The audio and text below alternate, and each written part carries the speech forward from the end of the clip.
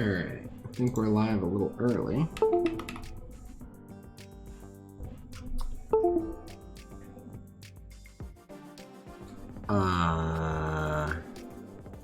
That person, I feel like they had decent luck.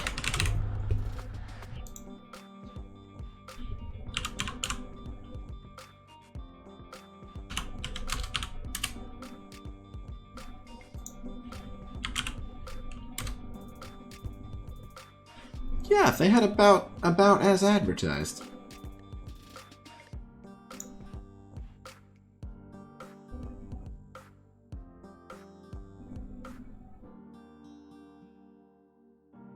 Life savings of premium orbs. Alright, I'll hear this person out.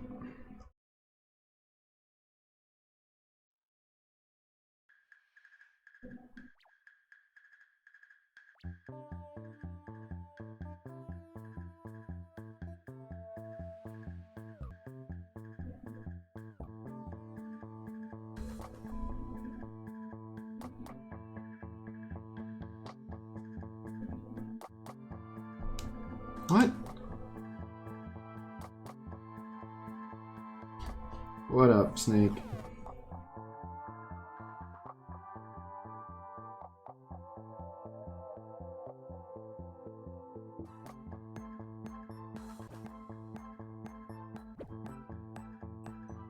What's up? Yeah.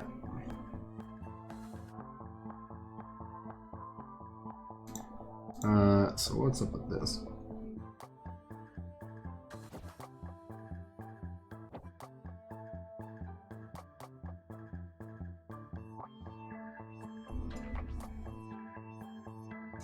I have not heard anything on Future Revolution. You collect Proxima frags, there's a better way for the best energy to return ratio. Do the hard peaks, the medium peaks, then the rest of hard, then medium, then all easy. Huh?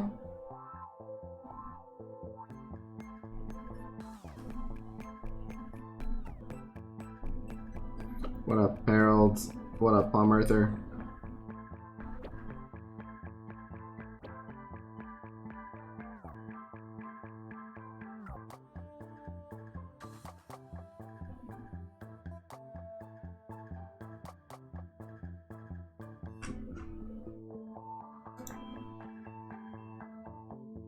Yes, I got better sleep today. What up, Darkest Dawn?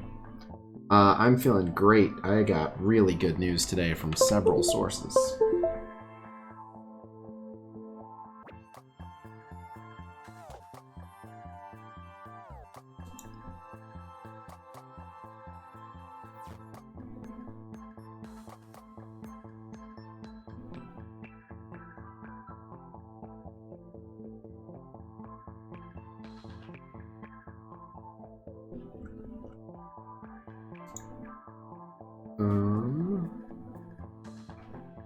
Okay, let me grab this.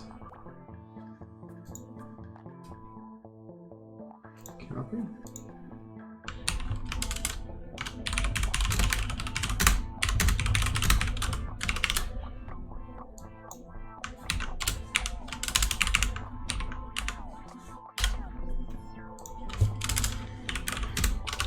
Okay.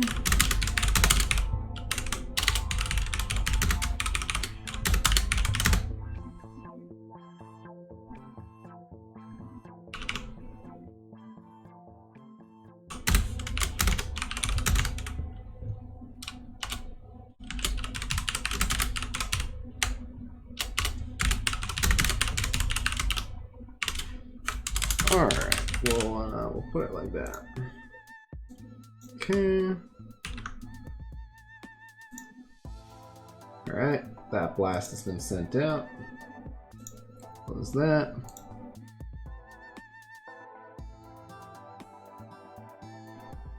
What up, Lucifer God? What up, Smokey? Got laid off today? That is a huge bummer. Any news that you can share? I can share it. I'm just gonna let it be a surprise and be awesome when it comes. I'm gonna tease it, but It's better if it's a surprise, but I'll give you a little bit of an idea what I'm talking about.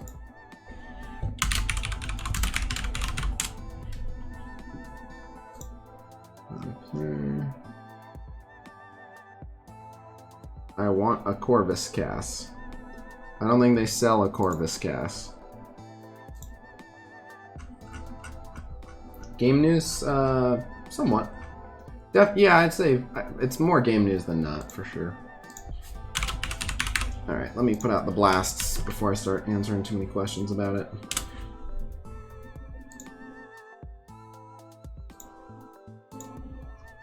Okay.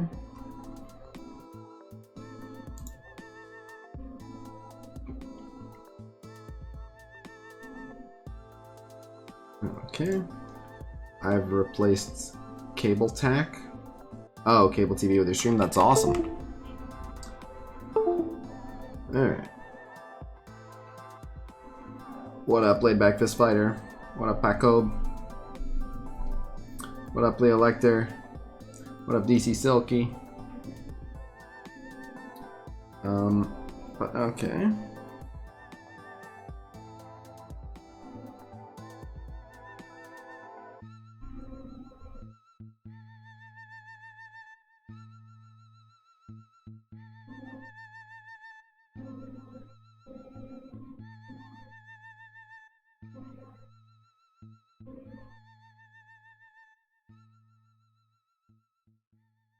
Well, with Sabretooth they changed because they didn't make enough money, I'm sure.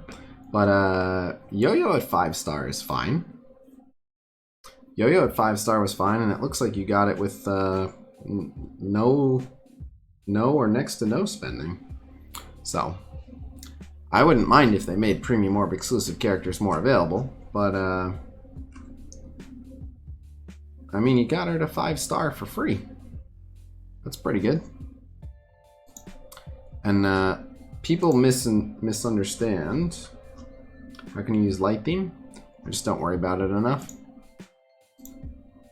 Hello, Shalom. What up, Elijah? What up, Benjamin? Red Guarding Taskmaster, Yelena? Nope, nothing official. Alright, Venom Blitz is back. Alright, we lost our off war. Oh, yeah. Okay. Roll back.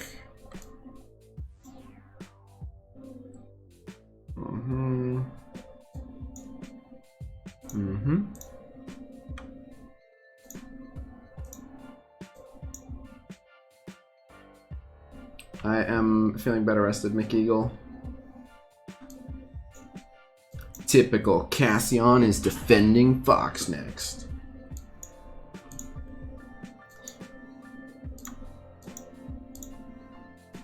What up, Chris Hyde?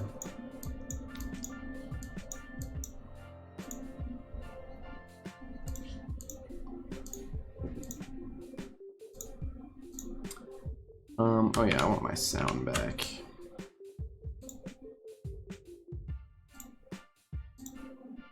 There we go.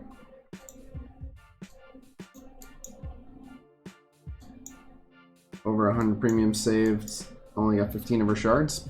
Statistically, you should have gotten 30, so. 2 years of saving for one character. He said he started saving at Loki release, so it wasn't 2 years.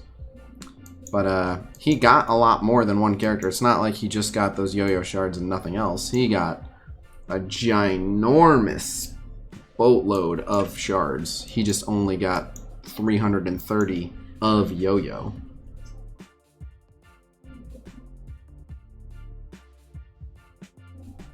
And I'm sure they intend to give her away in other ways. Think about it with Minerva. Minerva's premium orb only, and they gave Minerva away in a bunch of different ways. They brought back a Blitz for her where you could get her for more milestones. I think they brought back her event campaign. They did a calendar with her. So, I got as Invisible Woman, very good.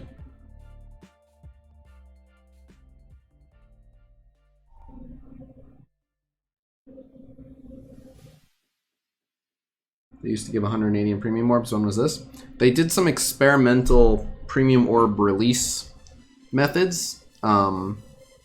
One of them was they made Loki a 1 in 200 drop, but if you got him, you pulled 180 shards, and it was awesome. Thank you very much, Kinsey. Oh, I'll get more Blitz credits, not to worry. Would it buy 4 red stars, Symbiote Spider-Man or Carnage? You'll need them both. Probably Carnage slightly more important on that team, but you'll need them both. Mentioned Discord, there's a special treat waiting for us in next week's weekly news update. I will give some hints on what it might be. I'm just waiting for more people to be here so I don't have to keep going over it, but it is lots of good stuff. What all's in the cards for tonight? I'm not too sure. There doesn't seem to be much going on, so the good news is it looks like I'll get to do some infographics. Either some infographics or some Super War, but I want to get the infographics done so I can start on roster reviews.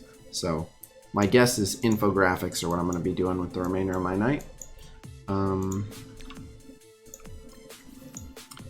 But yeah, I got little bits of news for you guys for sure. Definitely some news.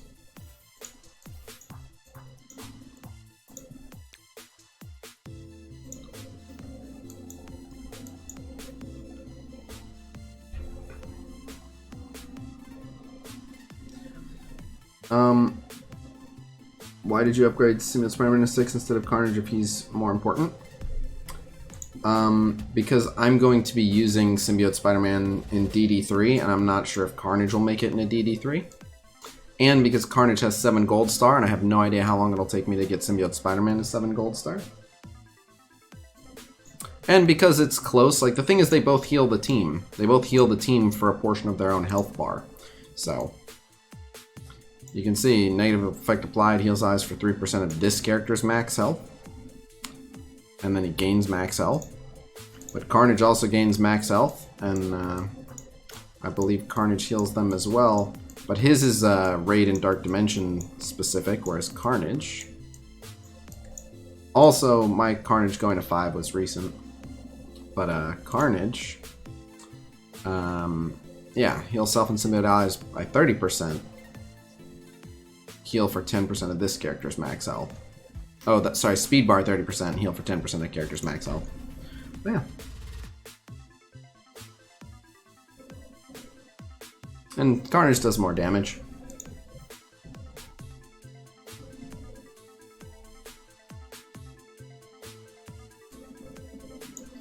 I saved and opened at that time when you get Yo-Yo that high. It was free, and I did get a lot. Plus over 50 Ultimate Orbs, good point, but that's a long time of saving. Yes, it is. Here's the thing, Yo-Yo, they want Yo-Yo to be very rare, and that way they can do special stuff with her. If you have characters that are rare, then when you do a special event calendar with that character or whatever, that's what makes special. Again, I don't like them putting a character like Yo-Yo in Premium Orbs as Premium Orb exclusive. I would make it trophy characters, but they obviously want her really rare, so people keep buying her offer. So, I mean, that's really it. Just if they make her really rare, more people will buy her offers rather than sit around and wait forever and ever to get her. Was your first T4 for Black Bolt? Probably is passive. I don't remember. I did like all of them on the same day. What T4s for Cyclops? Check the Orange Essentials. Actually, if you want to know the order for Orange upgrades for Black Bolt or Cyclops, check the Orange Essentials channel on the Discord. I even put in what order I recommend you do them. But so Yo-Yo does a lot, even with low stars, on her team. People keep saying, like, you need her for the Inhumans. It's not fair that she's that low. You need her high for Dark Dimension 3 and Ultima 7. You don't need her high for the Inhumans. It's definitely better, but she does a lot of what she does for the Inhumans out the box. On enemy turn, if she has no other protector allies, apply offense down to that enemy. This is what you need her high for. You need her focus good enough to land that. That's it. Literally this. This is why you need her high. She doesn't do good damage. She doesn't need crazy health. This is what you need her high for, is landing that. Once she starts landing the offense down, you're good. So yes, like a 2 gold, 2 red Yo-Yo is probably going to struggle to do that, and that's a bummer. But everything else that she does, she's still going to do. An ally, Inhuman turn, 50% chance to apply evade, she's still going to do that. On spawn, defense up, she's still going to do that. When an Inhuman drops below 50% health, give him defense up, she's still going to do that. 25% dodge chance, she's still going to do that. And she does gain focus on her team. So that helps. Her ultimate, give 1 ability energy to all inhuman allies. She's still going to do that. So. Call and assist. She's still going to do that. Clear counter. So, a lot of the things she does for the Inhumans team, she does. I did not see the teaser for Venom 2, because there isn't one that I'm aware of.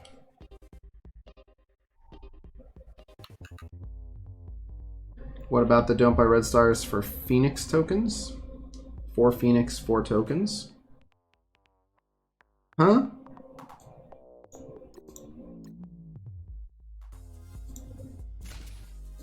Alright, we'll claim some gold here. Alright.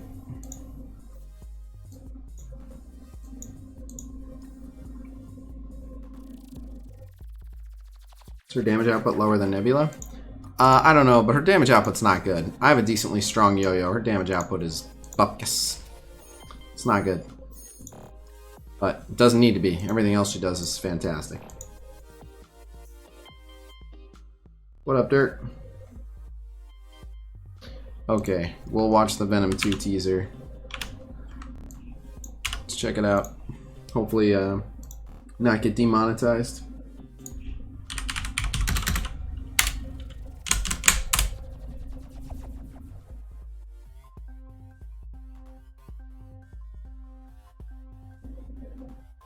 Okay.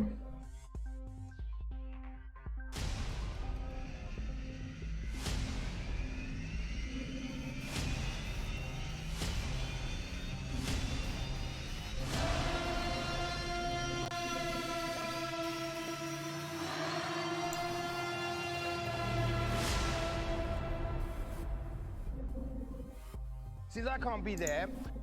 Okay.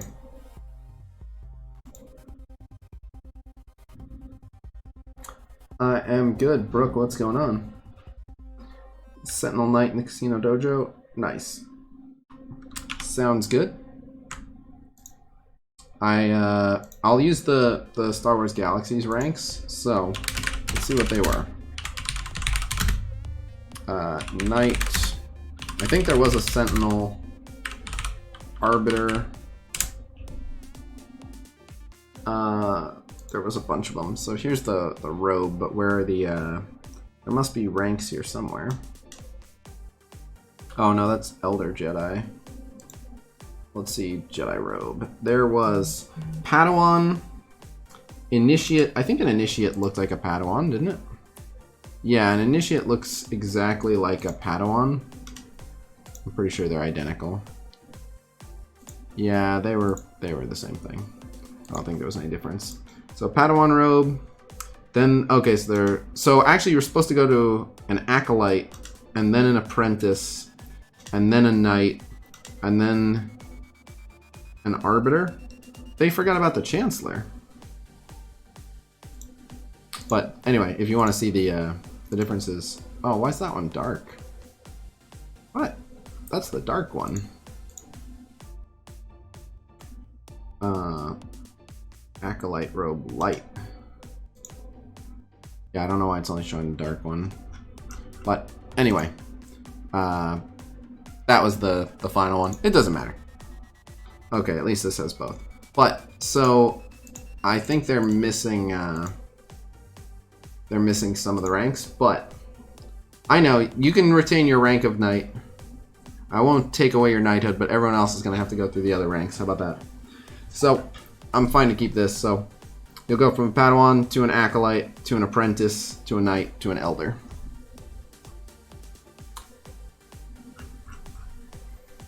There's no way though. Now I'm wondering.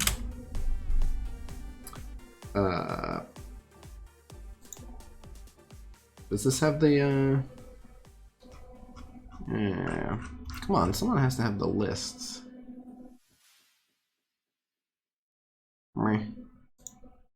How close are you to finishing DD3? Both close and far.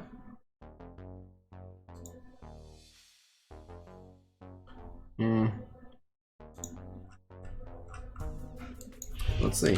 Let's see what's still out there. I know Acolyte was there. Yeah. Okay. What are you looking this up for? I just want to remember what the ranks of the various Jedi levels were, because we're probably just going to copy them over for the Khasino dojo. Okay. And what's a Khasino dojo? It is the School of Internet Justice and E-Skill. Oh, okay. But, okay, anyway. So DD3, I'm close to finishing in that I'm already on node 11 of 16. So from that perspective, I'm close to finishing. But node 12 is going to take me a while. And then the whole city section, I currently have 0 city characters actually ready. So in terms of getting characters ready to do the final 4 nodes, I'm very far away. So I'm not close to finishing, but I'm mostly done. I do not play the emulator galaxies, but any clue on how to farm crystal? You can't. Easy. Alright, we'll get that on another day. How many power cores do you think you've spent on DD3? Don't recall. Ballpark average, 250 a day. It's been a little bit cheaper for the cosmic section because I only have 4 characters, so it's been 200. But there have been days where I've done, you know, another 500 and then another 1,000. So I'm gonna say it averages out to 400 a day, somewhere in there. Which I have been paying for them, but I get about that from Arena. Yeah, there is a 10 for 10 on Falcon in the offers. Ooh, I need to get that then. Yeah, 10 for 10 on Falcon. Way worth.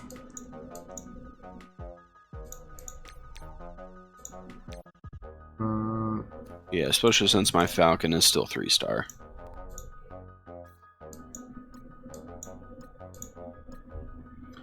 Khasino Dojo, more Cobra Kai or Miyagi? I guess it would have to be more Miyagi.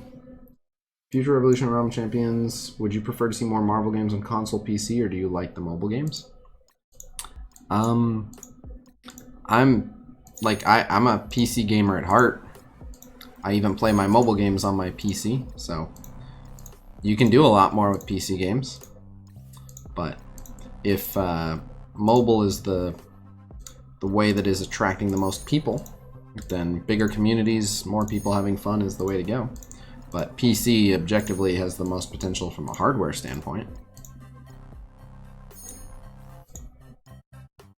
Or Orb could have them. I butchered those words, but I will check that orb. I think I can open one, but show me Proxima in the middle. Damn it. Never Proxima in the middle. She needs another 22. Another 22 shards. I don't want to pay 20 bucks for 5 of her orbs. Is there any cheap deal that has a couple of her orbs attached to it? No. Just for 20 bucks I can get 5 of them. Yuck.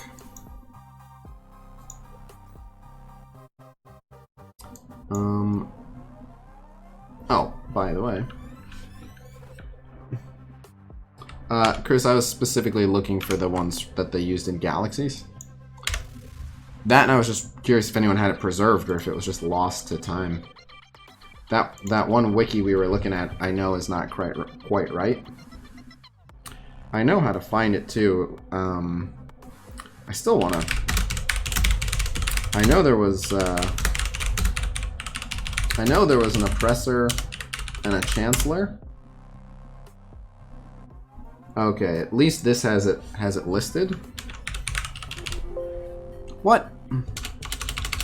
It says that it's on.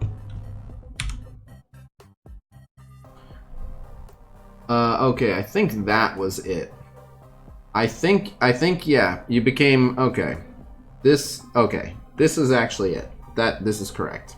So, once you were a knight, so there was I remember there was a Padawan, there was an acolyte, and then there was a knight. Once you were a knight, on the light side, you became a sentinel, a consular, then an arbiter, then a council member. Okay, so, yeah. And then council leader, who they called the chancellor. But a council member was the master, yeah, and then council leader for the chancellor. And then on the dark side, this is correct as well. Again, once you were a Dark Knight, enforcer, Templar, oppressor, council member, and then overlord. Pretty cool. But those are the actual ones. Yay, good on this person from 2007. Wonder what they're up to today. But anyway. So yeah, we'll go with that. See? Knight. So all you skipped was like Acolyte Apprentice. What is this picture? Are these two playing again? Looks like it. But okay. Oh, right, what I was gonna pull up for you guys. So I've been playing more Marvel Super War. What the heck? Your YouTube is blocked? Yeah, I doubt that.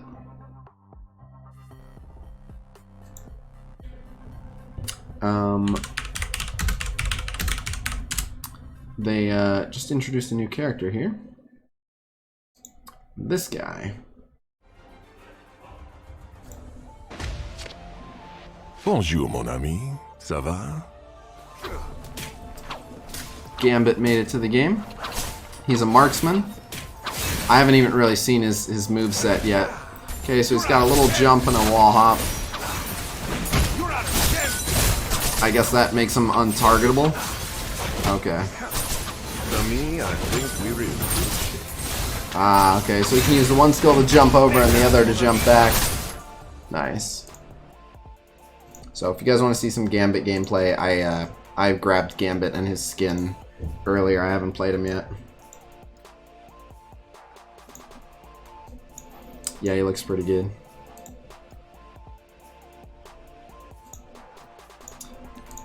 Okay, done with the raid milestones. So if we went over the news teaser yet? Nope, not yet. I was waiting for there to be enough people here that I don't have to repeat myself too much. Sounds fair. Can't imagine playing a MOBA on mobile. It's nowhere near as bad as it sounds. Is a 5-man X-Men team viable in Super War?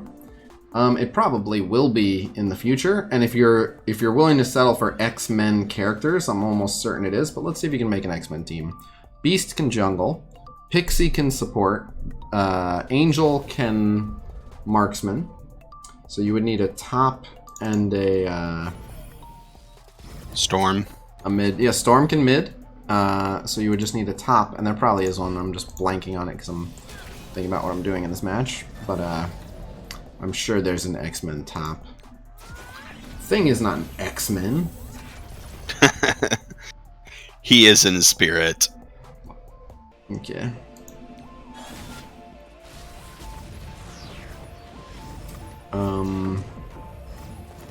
Wow, you cloned my Sinister.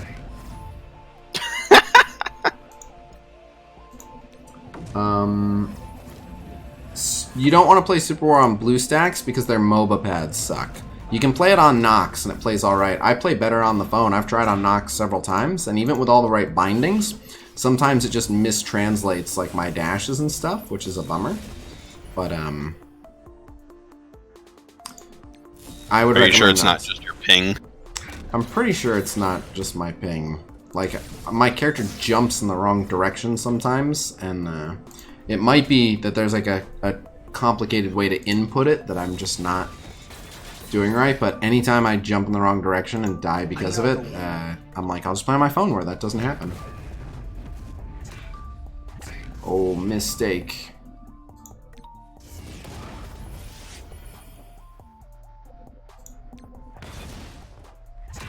Wow, he lived.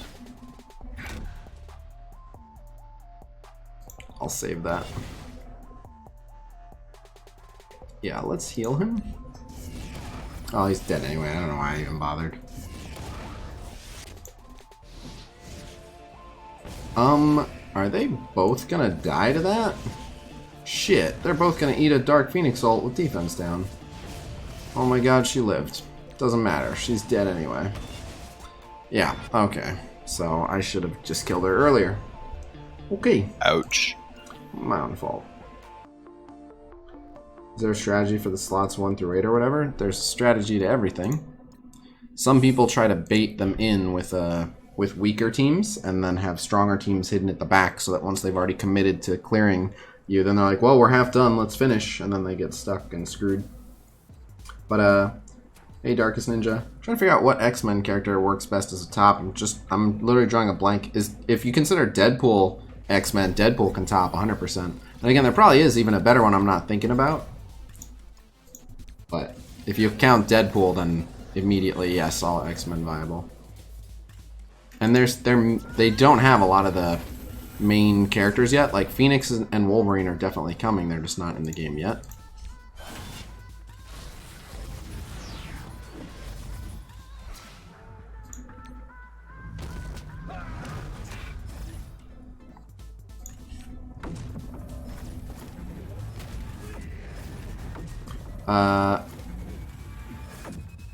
Yeah, that's a stretch though. You want Beast Jungle. Is Beast already in there? I don't Yeah. think I've seen him yet. He is.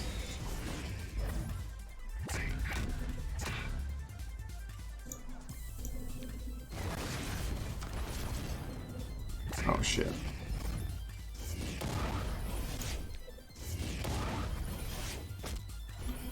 You bastard.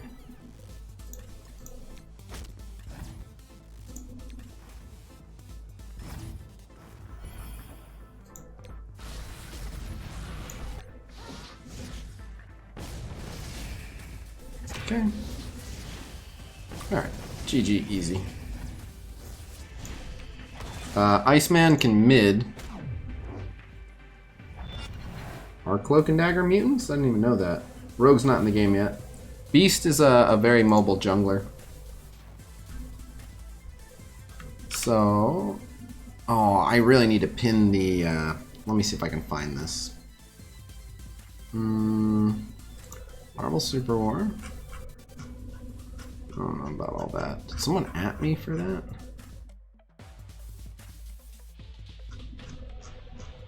Let me guess. Before even looking. That's them. Alright, it worked. I had to make the new account first. I figured they would figure it out. Okay, so we want to search from Khasino in Marvel Super War. Okay, it'll be in here somewhere.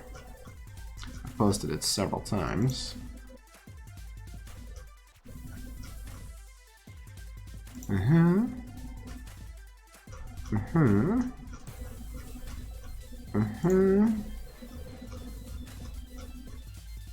Wow. Come on now. Dude, where is it? What the heck? I know I posted it. Did I skip it? I know where to find it anyway, but I was so sure that I posted it. Okay, I'll just post it again from my phone. Sit tight. Does Walmart Man ever come around? I think Walmart Man got like roasted on one stream and then just left forever, which is pretty crazy. I don't think anyone actually wanted him to leave, but I don't know. I think the shame got the better of him, is my guess. Where is this picture? It's in here. I'll find it.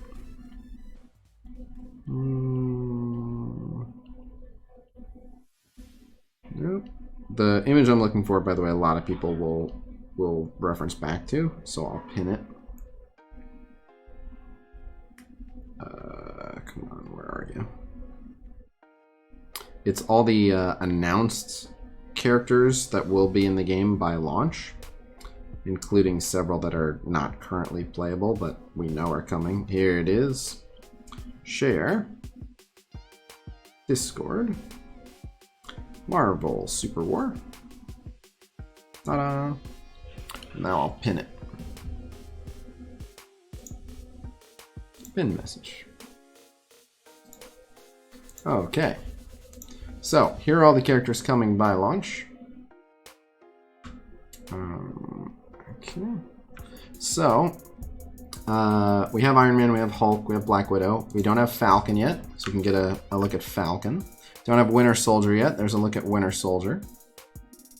Get out of here. Captain America, we have Ant-Man, we have Captain Marvel, we have Thor, we have Hawkeye, there's Beast, we have Emma Frost. Emma can also jungle. Blade, Scourge, Ghost, Cloak and Dagger, Jubilee. Oh, I forgot about Jubilee. Jubilee can mid. Alright, so we did get Gambit, Magneto, Deadpool, Storm, Iceman. We haven't gotten Phoenix yet, so waiting on Phoenix. Sandman, Heimdall, War Machine, Venom. We don't have Venom yet. Quicksilver. Quicksilver can jungle, but he's... Quicksilver was an X-Men at one point. Scarlet Witch can mid. Rocket, Yondu, Groot, Mantis, Star-Lord. They're all in, but no Gamora or Drax planned for launch, but yet we have someone like Lady Sif. Then Loki, Vision, Black Knight, Thing. All the members of the Fantastic Four, which we don't have Sue in game yet. We have everyone else. And then all 4 members of the Black Order and Thanos. So is there really not a good X-Men top? Also, Wolverine is confirmed in the cinematic. So Wolverine, probably like Marvel Strike Force, Wolverine will probably be the launch day character. So we'll get Wolverine. Do you remember me? For what? I've seen your name before. When do you think the Make Super War available in the UK? No idea. Search skin in general chat? Why? For what? Oh, I know I posted Gambit. Yeah, no, I know. If you have questions about the launch of the game, go to the Marvel Super War channel on the Discord and check the pinned messages. Okay. Where's the main chat? Did I minimize it? Is that what happened? No, I just missed it. Okay. But anyway, so yeah, I don't think... I mean, like, Beast can top, but there isn't really... Deadpool is an X-Men top. So if you consider Deadpool among the X-Men, he's really the only X-Men that can top. Like, other ones can. 12 red stars still the record. I have not had anyone report more than 12 red star. 12 characters at 7 red star. Something we're going to start doing, by the way, I think with like future weekly news updates, is we're going to introduce like a viewer record system where it'll just be a record set by the viewers, and if you break the record and can prove it, then, you know, I'll sponsor like a $10 giveaway for breaking the record. But so like one of the first ones is going to be the maximum number of debuffs on a single enemy target. However you want to do it is fair. I know people are able to beat this, but the highest that we've seen so far is 60 debuffs on one enemy. But people can certainly do better, so that'll probably be one of the first that we do, is see who can get the most debuffs on a single enemy. Video proof preferred, because pictures can be edited, so video proof preferred, even if it's just a few seconds. But yeah, probably do something like that. I think that'll be cool. I have to make another supply purchase. I want to spend that gold, so... Something green at the bottom. I did, yeah. I'm going to beak that. Okie doke. Oh, I wanted to level Thanos. I think that's what I wanted it for. So this will take him to level 73. And that helps with High Roller. From 65 to 69, alright. Damn, that is a big jump. That's just 3 levels. And he's not... Yeah. I think he's only like 5 red star. He could be bigger. I pulled a 5 red star vision off stream, so my team powers have changed. Dang, this team's up to 300. Your Thanos is actually 4. Oh, okay, he's only 4. Most Yep. orbs open in one sitting. We would need proof of it anyway. And Manic can beat you immediately if he wants to. But alright, I gotta see if power changed on the teams. Iron Fist went up, so yeah, they jumped. So 78, 85, 89, 309, 312, 313, 332. Oh, power armor just barely above that Coulson team now. 336, 347, 370, 378, 380, 385. Whoa. Okay, they jumped up because the 6 red star Namor. They're now above Supernatural at 382. They're now above Wakandans at 383. Nice. Fantastic Four where they belong. Just under the X-Men. Good. Return to form there. 2 6s on that team, and it's the 2 people that hurt a lot. Alright, we'll take it. When is Marvel Super War coming to iOS and Canada? Check the Marvel Super War channel on the Discord server.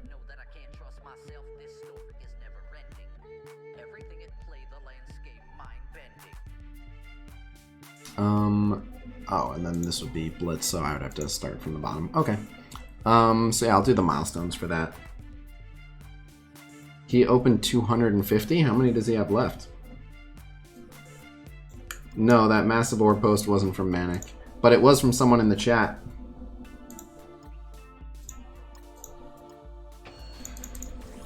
That person who made the massive orb post had like they actually had slightly above average luck.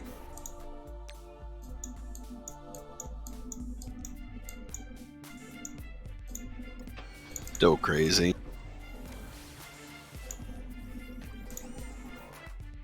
How do you not have 7 yellow star Black Bolt? Me? Because I would have had to have wailed the hell out on 7 yellow star Asgardians. You're getting them this time though, aren't you? Yeah, second pass. Most war defense wins? That's another one that we are planning on doing, yes.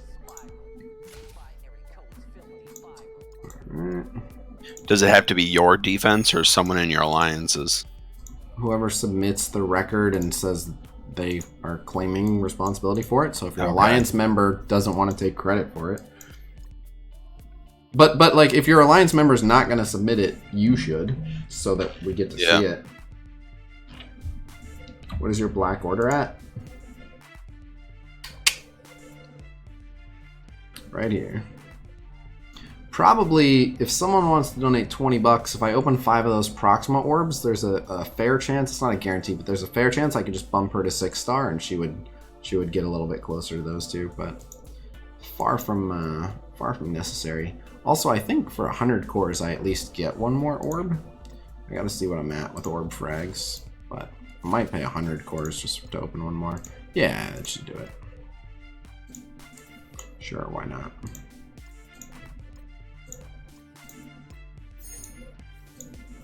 You guys should not do that. It's not worth. But I guess if I get a freakishly big drop of Proxima, this could do it. And oh, very close. All right, now we're 4 away. Well, now the offer would definitely do it. But I miss when you could buy those event orbs for cores. Not that I need to be in any rush to do it, but all right. Do you think you hold the record for most orbs open without a 7?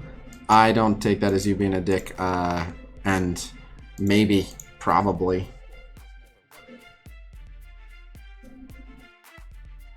$19 defensive wins? Oh, you guys aren't even close. The most I've seen is in the 40s, and that's just what got sent to me. Oh, wow. Yeah, saw a guy in the 40s. And like 30 of them were his Marauders.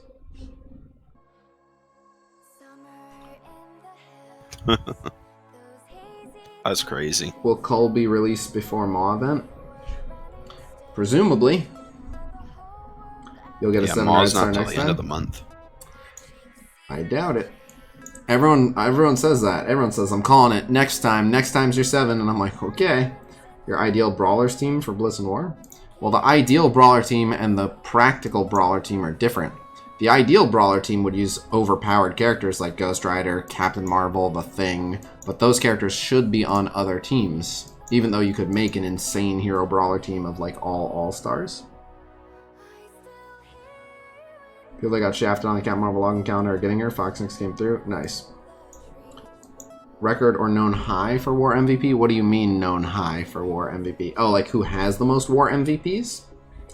Not me. The thing is, that's very riggable because there are, I don't want to like not quite shell alliances, but there are alliances where like they have high Stark tech, so everyone left, like the alliance effectively died, but one guy stayed behind to be like, I'm keeping this alliance open so that someday we can refill and get the perks of all of the Stark tech.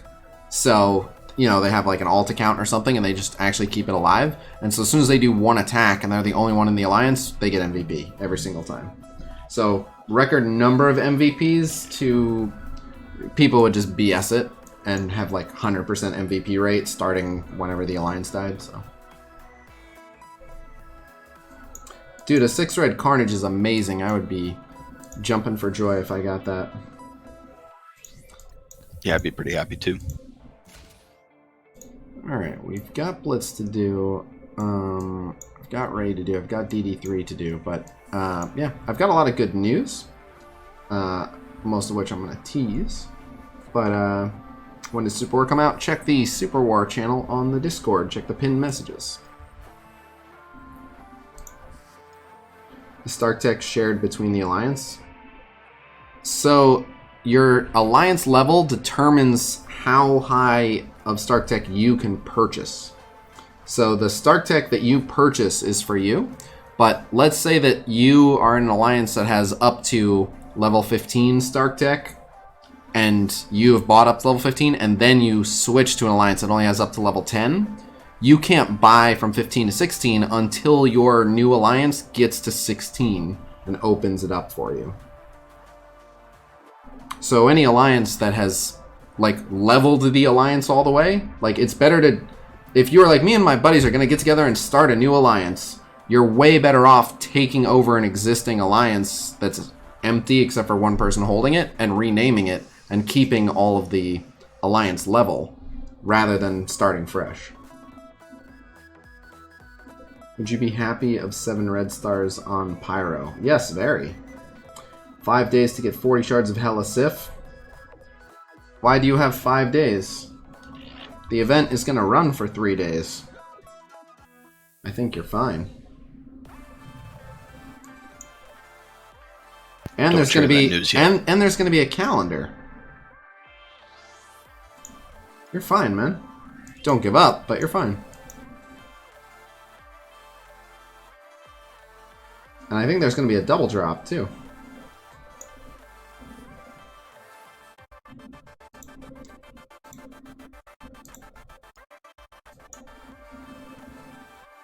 Yeah, you should still raise up your Red Skull and Hydra. A, because sometimes you get lucky and they beat Inhumans anyway.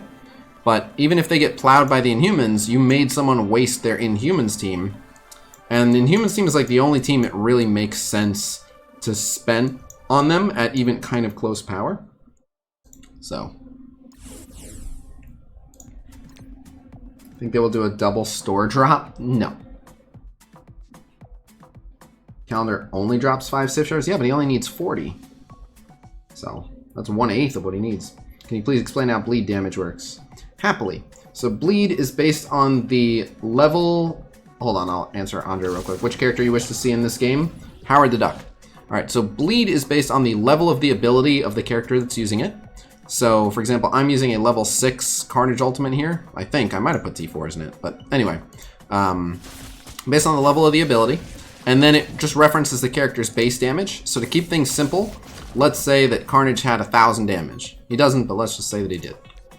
At level 5 of an ability, it will do 115% of the character's base damage as bleed damage. If it were a level 6 ability, then it would do 135%. If it were a level 7 ability, then it would do 150%. But it's just based on what the character's base damage is. Now, it remembers what the base damage is when the bleed is applied. The reason I'm saying this is because if Carnage had offense up when he applied those bleeds, that would make his base damage higher. which would mean that... Oh, crap. Which would mean that his... I hope this just kills him. It would mean that his bleed would do more damage because he had offense up when he applied it. Even if he loses the offense up later on, if he had offense up when he applied the bleed, that's how much damage it remembers to do. Defense up or down have nothing to do with bleed whatsoever. Bleed hits health, it ignores barrier. Bleed hits you for health. So if someone has a full barrier and a tiny bit of red health and you get a bleed on them, the bleed will kill them.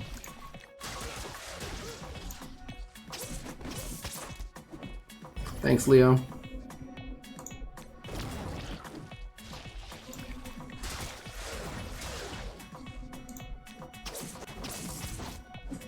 I pulled 7 Red Star Graviton. That's amazing. Yeah, I'd farm a Graviton, absolutely. How does Drain work? Drain is even easier. Drain is the amount of damage from your ability that you get back as health. So let's say all the calculations to an ability end up stating that the ability is going to do 8,000 damage once everything's said and done. If you have 100% drain, you're going to heal for 8,000 health. If you have 150% drain, you're going to heal for 12,000 health. If you have 50% drain, you're going to heal for 4,000 health. But that's it.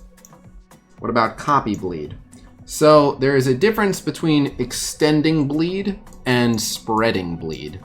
Extending bleed, as in adding a turn to it, just adds a turn to it. It doesn't modify the bleed at all. So if Carnage applies a bleed and then you use a Miles special and add turns to it, it's just the Carnage bleed, but instead of only hitting him on one turn, it'll hit him on a second turn, a third turn, whatever it is. Do you think we'll ever get red stars for Ultron? Yeah, probably someday. Spreading a bleed, however. So if Carnage puts a bunch of bleeds on one target, and then Venom ults that target and spreads bleeds to a bunch of people around him, the bleeds that go to everyone around the target come from Venom. And piercing and crit chance damage. Okay. I don't know if you're trolling or not, but if you're being sincere. And can you explain charges? Alright. I'm not trying to make fun of you guys if they're sincere questions, but I know you guys like to troll too. So how many of these are you guys like, just like end this, and this, and this, and how many of you guys are sincerely asking? I actually can't tell if I'm being trolled or not. I'm actually interested in which one.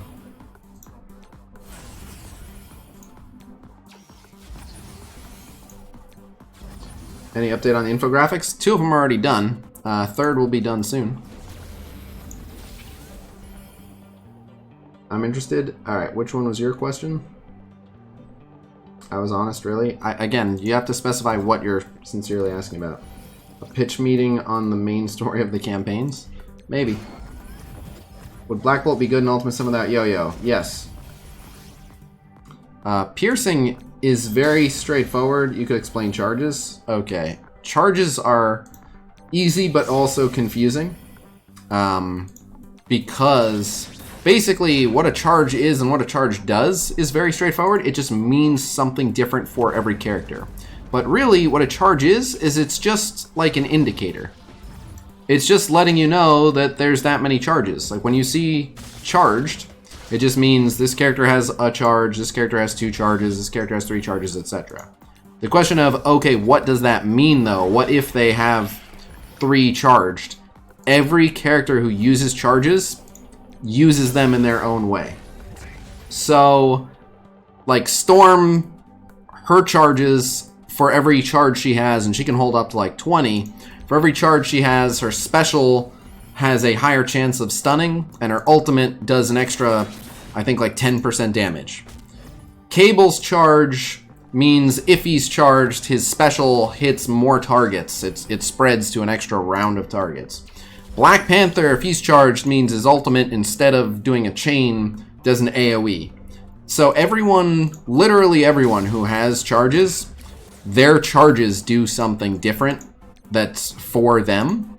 But it's just part of characters' kits, and so charges just mean it does this for their ability. Does that make sense, or are people still confused?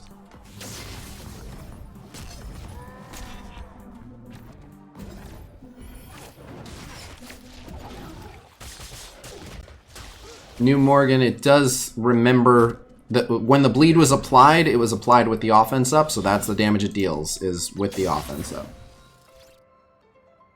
Any tunes regretting bringing to DD3? No. Wish I had more. Amazon tune has more than one positive effect. 2 defense up. There is no 2 defense up. There is 2 turn defense up. So like right here, Scientist Supreme doesn't have 3 offense ups. Scientist Supreme has 1 offense up for 3 turns. That thing to the side is a count. And so I can give you an example, but I would have to apply another regen.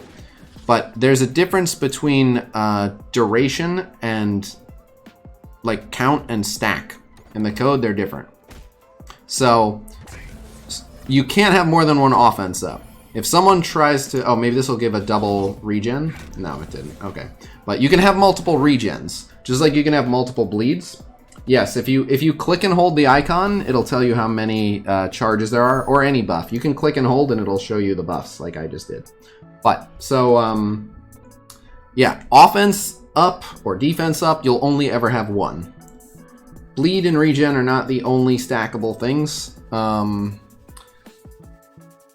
There are others. I have to look, but I think there are others. Now that I'm thinking about it, I'm not. I don't think there is. Maybe there's not. Maybe it's just them. For some reason, I thought there was more, but maybe it's just those. Hella Spread does pick 4 random. Good question. Which character do you think will have the greatest damage with ultimate? Storm. Definitely Storm. Please explain how Sinister clone stats calculate. I have an entire video about that called the top 10 best Mr. Sinister clones. Go watch it. I do a deep dive on exactly how his whole cloning thing works. One thing that they've changed since I made that video is you used to need the ultimate and the passive to have all their abilities maxed. Now you just need the ultimate. You don't need the passive. Deathproof stacks? Right, but so again, that's a count. So the count is separate from what removes it. Does bleed cause the same damage as the attack or only a percentage? I had just answered that, so I don't want to repeat this too many times, but bleed is based on the level of the ability and the character's base damage. A level 5 ability will do 115% base damage. A level 6 ability will do 135% base damage, and a level 7 ability will do 150% base damage. Brian will get into that, and that is a very good question with some complicated math behind it, so we'll get to that. But so, yeah, you'll see, like, no one... You can't have 2 defense downs, you can't have 2 slows, etc. You can have an added count, which means it'll last for 2 turns, but not every... Like, some buffs, their count means something different. I'll just throw this an auto fight while I'm talking. It makes it easier. But so, like, you can have a 2 stack of defense up and a 2 stack of counter. The 2 stack of defense up goes away after 2 turns. Right? Because that's how defense up or defense down works, is at the end of a turn it goes away. If you had a higher count on it, then it's going to be for that many more turns. Counter goes away when the person counter attacks. So you can have your 2 counter until you counter something twice. Why don't you need Mr. Sinister passive anymore? You don't need it for their abilities to be maxed. You used to need Sinister passive at 5 for the clones to have their passive at 5. Now they get it from the ult. Do bonus attacks have to go through armor every attack? Yes. Unless they're piercing, which we'll get to. Does a character in the game ignore deathproof? Sort of. Health steal effects go through deathproof.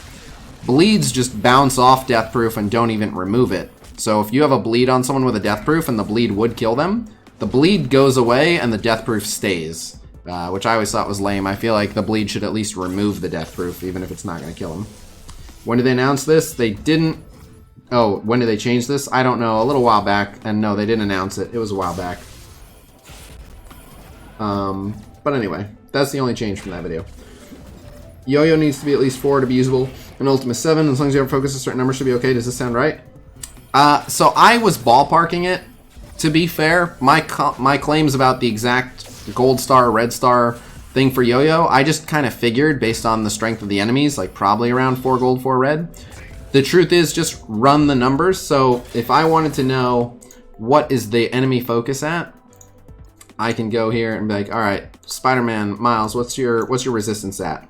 653. That's appalling. Hold on. Yeah. Really?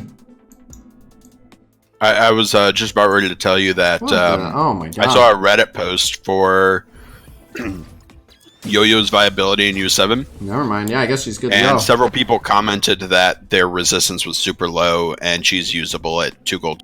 I guess so. I just assumed that their resistance would match the rest of their stats. That's crazy. Apparently their resistance is obliterated, so never mind. So my 2 gold, 2 red G13 Yo-Yo is going to be pretty happy when we start doing U7 pretty soon. That is correct.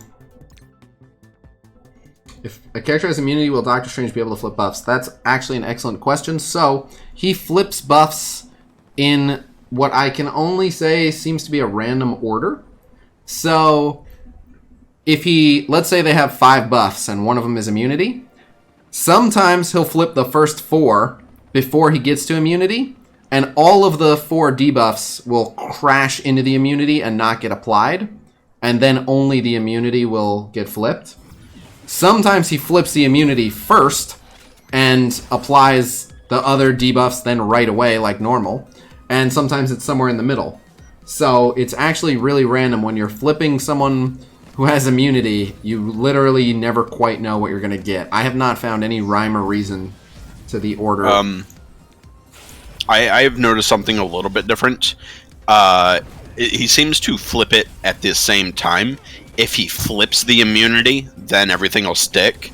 And if he doesn't flip it, but I've never seen like part of it flip it and then part not. Well, I have. So unless they changed it, that's how it works. I do use him quite often, though. Supernatural is one of my strongest teams. Again, I've seen it a few times. Maybe with a recent change, I'll take another look. But I would say do more testing before you're absolutely certain. And also remember, because you have to look at every target, he applies random debuffs to the primary target also. So like, let's say you were flipping a defense up and an offense up, but they crashed into the immunity. Then once he's done with the random, or once he's done flipping the debuffs he was supposed to flip, then he'll apply 2 random debuffs of offense down, defense down, and slow. So.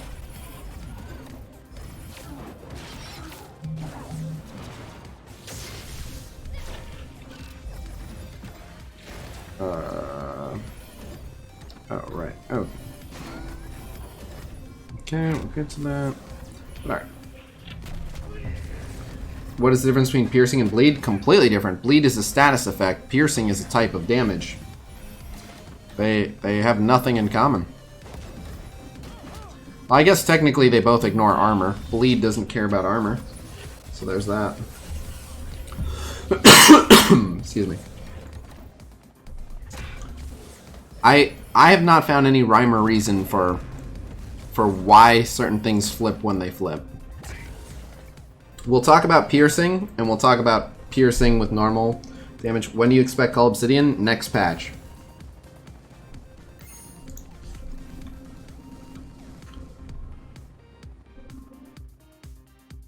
But yeah, if anyone wants to do a lot of experimenting with Doctor Strange and try to figure out what the rhyme or reason for the flipping is, thanks for being an MSF genius. No problem. Thank you for hanging out and making it possible. The reason I can dig into the code and worry about how the intricacies of Marvel Strike Force interactions and stuff work is because you guys allow me to. So, thank you. Credit goes to you. Best 5 offense teams off the top of your head. If we're talking war offense, let's go with X-Men, Inhumans, Fantastic Four, Supernatural, and Power Armor? No, Brotherhood. Have to be Brotherhood.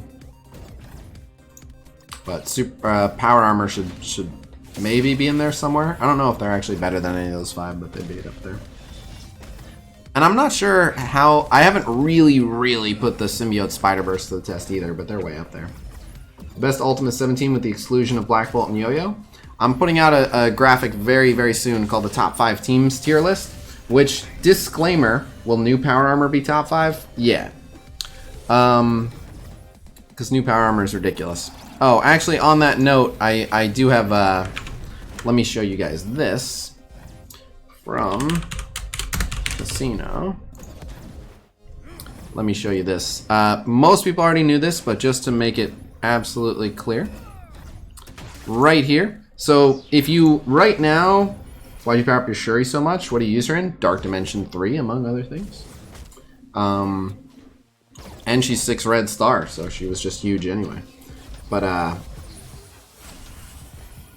you hope all the symptoms are asymptomatic? I'm not sick, but I get what you're saying. Anyway. Symbiote team consistently beats us Guardian.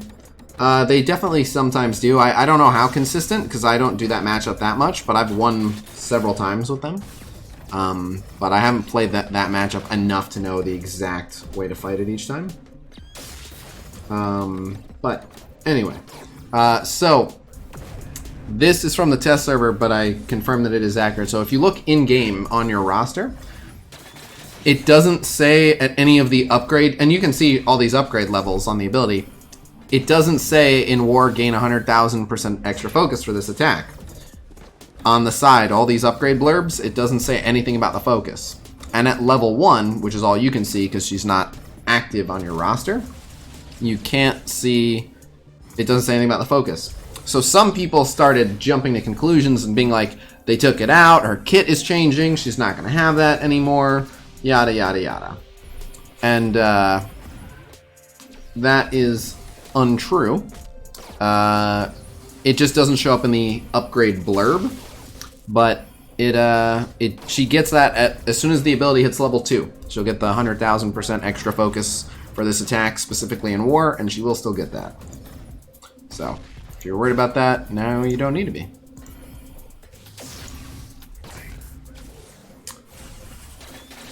Alright. With no films or TV shows, what route will they take for new characters? They are going to do characters that they've wanted to put in for a while. It's not like there aren't popular Marvel characters. The names I'm about to say are not confirmed characters coming to Marvel Strike Force, but it wouldn't take them more than 10 minutes to be like, you know what would probably sell well? Silver Surfer, maybe Doctor Doom, maybe Doc Ock, maybe Gambit, maybe Beast, maybe Angel, maybe. Like they have, there's so many Marvel characters that people would be really excited for. So they don't need movies to put out Marvel characters that people are excited for and want to buy. So yeah, comic books exist. if you listen to the weekly news update, you will have heard the latest rumors. The latest rumors since Valley just blurted them all out.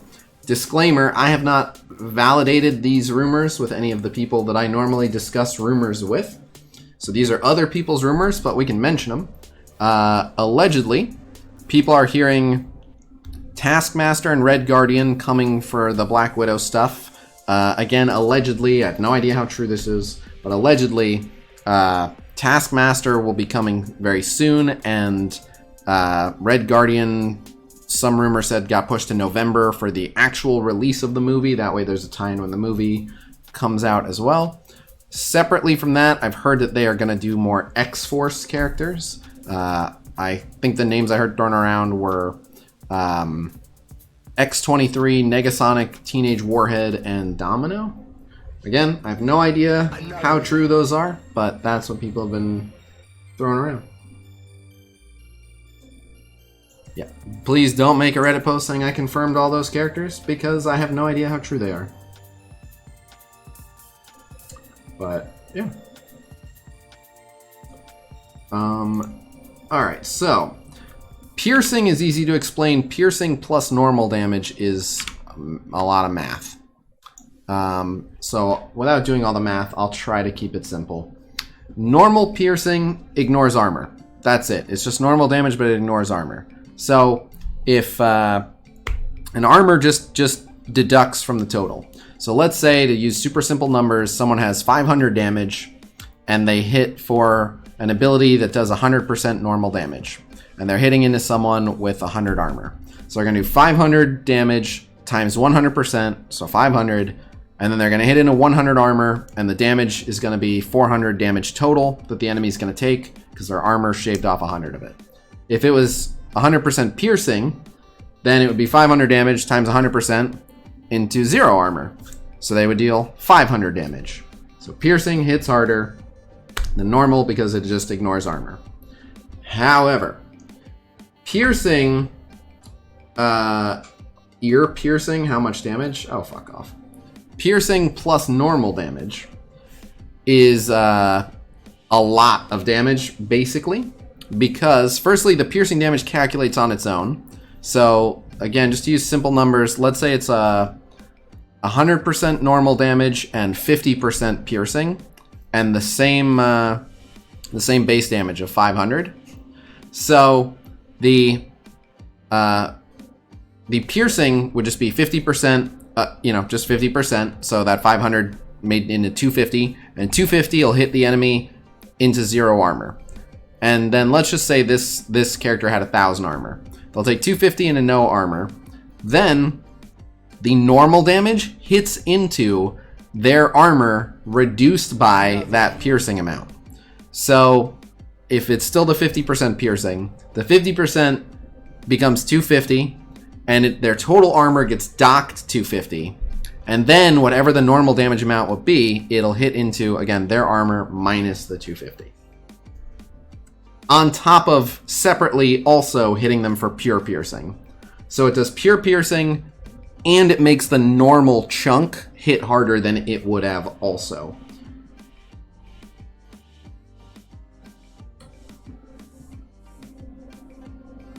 Why in your Shadowrun Blitz Team's infographic there is a gray Deadpool? Because it does not matter who you swap in on that team. You can even swap in gray Deadpool.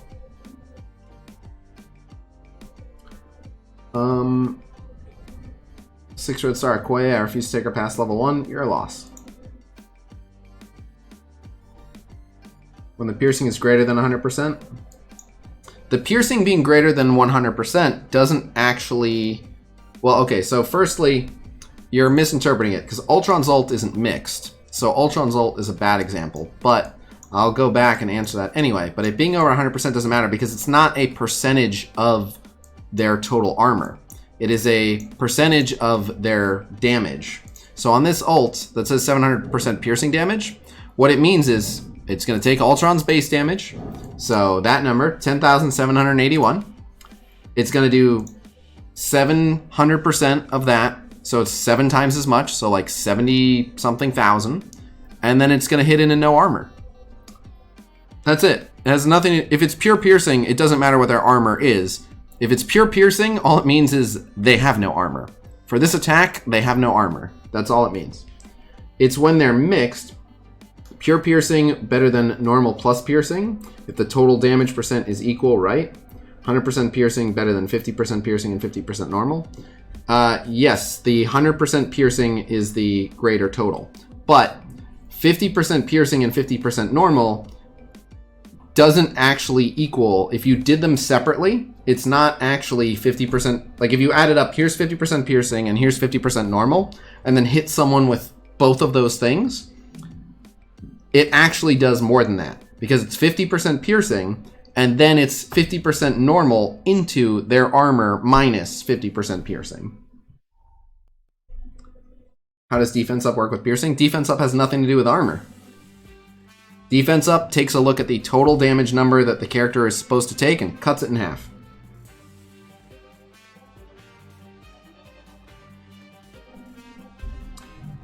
Yes. So it says he deals double damage if they have defense up. But so basically defense up says whatever number coming in, cut it in half. Defense down says whatever number coming in, multiply it by 1.5. So if he's hitting into someone with defense up, he jacks up his number to double, and then it hits them, and then they go, well, we do have defense down, so better, do 1.5. So, yes. Him ulting someone with defense up and defense down, it's like he does his normal ult into defense down. How piercing work on Kingpin with 0 armor? Are you actually lost on how that works? What do you think it does? It gives him imaginary armor. Kingpin gains so much armor, he's immune to damage. What do you think? But okay. I never said it had anything to do with armor. Right, but you said how does defense up work with piercing? Same way it works with everything else. How much damage does deflect negate? Good question. So every character has their own block amount.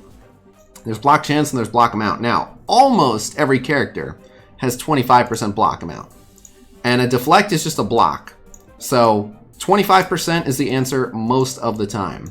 But there are rare, random, odd characters that block more and have a higher block amount. Okay, his block amount is the same. He just has block chance. But I'll find someone that has a higher block amount. America. I know he does, but I was trying to find one that like you wouldn't think about. Let's see if this guy has... no, he's 25% too. Although his ability is only 3, maybe his goes up. But I think Merc Riot Guard's got to have more than 25%. Come on, bro. There, 50%. Merc Riot Guard, 50%. So a deflect on Merc Riot Guard cuts their damage in half. For most characters, it's 25%, but you have to watch out for certain characters like M'Baku, Captain America, Sif, block tanks. Their blocks are worth more. A good question.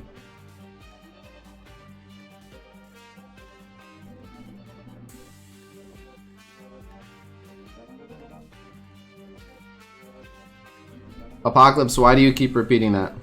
How does deflect impact resistance to debuffs? Another good question. So,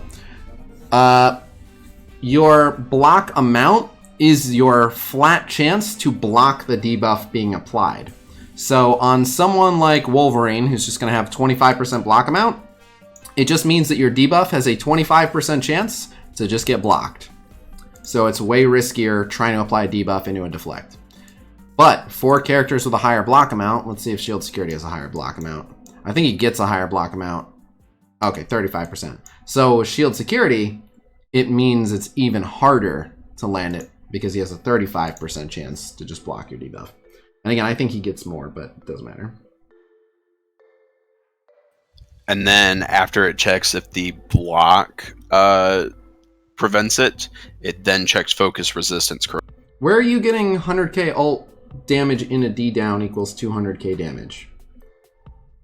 Apocalypse, what second part is D down and D up? But here's the thing. Oh, you know, you're right, I think, actually. I think you're right. And you're right. You're absolutely right, actually. You're right. It's because of the way it's coded. You're right. So, the way they have it coded is if someone has defense up and defense down, just act like you have neither. So, yes, if they have defense down, it adds 50% more damage to the attack. But in Ultron's case, because it says if they have both, act as though they have neither, and then he steps up and does double, he will do double into someone with both. You are correct. I forgot all about that. Good call. If Merc Right Guard had deflect and blocked, does it just do the 50% or would it do less? I don't know what you mean by the 50%. Oh, if he had deflect and blocked.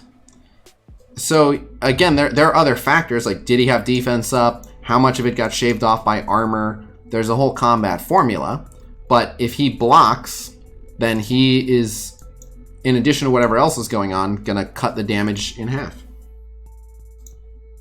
Well, I think he's asking if the deflect cuts the damage and then the block's going to cut the damage. A deflect just means he's going to block. Yeah. It doesn't. It's not in Ultron's kit. It's the way that defense up and defense down are coded. So the combat formula looks at, do they have defense up? If they have defense up, then multiply by 0.5. Do they have defense down? If they have defense down, multiply by 1.5. Do they have defense up and defense down? Then don't do anything. So there's that. Does deflect affect flipping buffs? Yes, same way. They just have a higher chance to block the application of the debuff.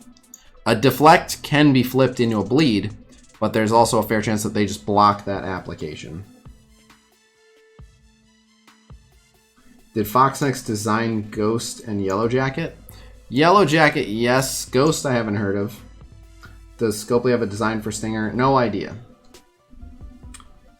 But yeah, Ultron's kit just says if they have defense up, do double damage. Black Order and raids, yes or no? We don't even know their full kits yet, so probably not, but who knows. If 2 tunes die to an AoE, how does Minerva decide who to revive? I don't know. There is some internal logic for who dies first. I'm gonna guess that it's like right to left. I don't know if that's what it is, but there's some internal thing where it's like they die in this order, like go from this spot to this spot to this spot to this spot to this spot. I don't know what it is, but if you pay a little bit of attention, you could probably identify what the pattern is. But yeah.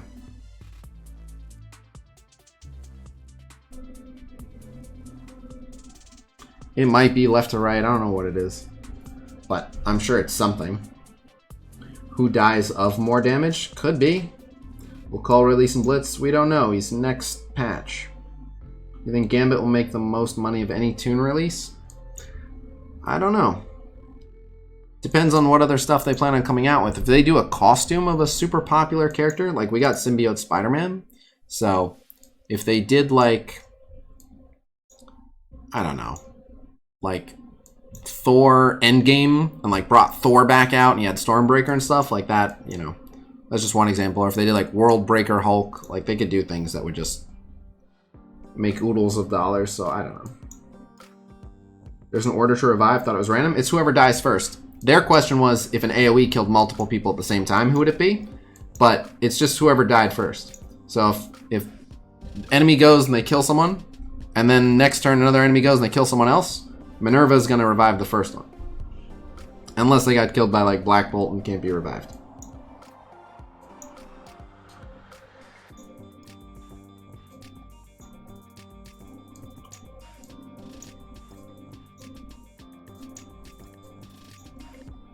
Whoever had the lower health count was eliminated first and comes back. I think it goes spot to spot. I haven't paid enough attention, but I think the way they calculate it is like as an AoE goes, I think it's like hit, calculate on this person, calculate on this person, calculate on this person. I think it like goes across the board. I could be wrong, but like they display the damage numbers like in a wave. Why don't they do skins? You're asking the wrong person. Okay, were there any other game mechanics or anything people needed to explain before we do some other stuff? And I do have some very good news that I'm gonna tease for you guys because I'm super excited. It's a great day. And then I'll get the infographics done and it'll be a really good day.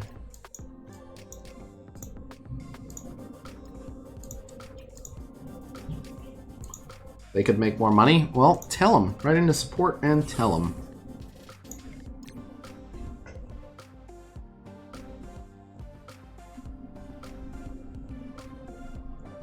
I'm your Oblivion. What's up? Thanks for the info and patience. No problem. What live stream day was the infamous viewer Red Star or Walmart fiasco? I think someone... April 1st. Yeah, April 1st. Yep. Is it MSF related news? Definitely. Better be. Does Doctor Strange buff flip dodge? No. First off, it's evade, not dodge. But no. Evade means that they evade it. Is there going to be roster reviews on stream today? No, but I'm going to try to end the stream early and get the last couple of infographics done, and then there will be a bunch of days of roster reviews. Yeah, I can do mine. Hope we get to see Gambit and Marvel Super War tonight. I can try to play Gambit and Marvel Super War. I can try to do a Gambit game or two.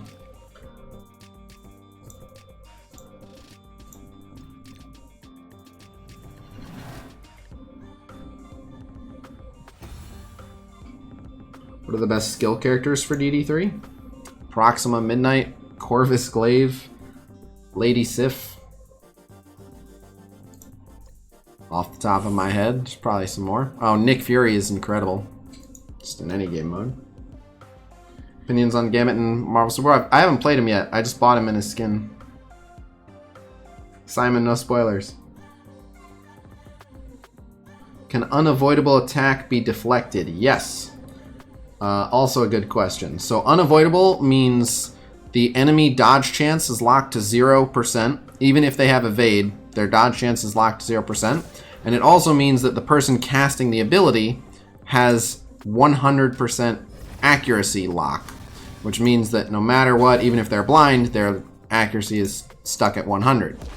So if it doesn't say unblockable, and some abilities do say unblockable, there's quite a few. The two that I always think about are Iron Fist's Big Punch and Winter Soldier's Big Punch. Those are both unblockable. But if it separately says unblockable, then it will punch someone and ignore a deflect that they have. Is Nick Fury leaving the legendary rotation? I don't know why people keep saying that. Even if they were going to retire a legendary, which I have not heard, it's something they've done before, but to my knowledge, it's not something they're looking to do. I don't know. But if it was going to be someone, Star-Lord is older than Nick Fury. So it would be Star-Lord if they were going in terms of age, and Star-Lord's also not as good as Nick Fury. So it would be Star-Lord if they were going in terms of power.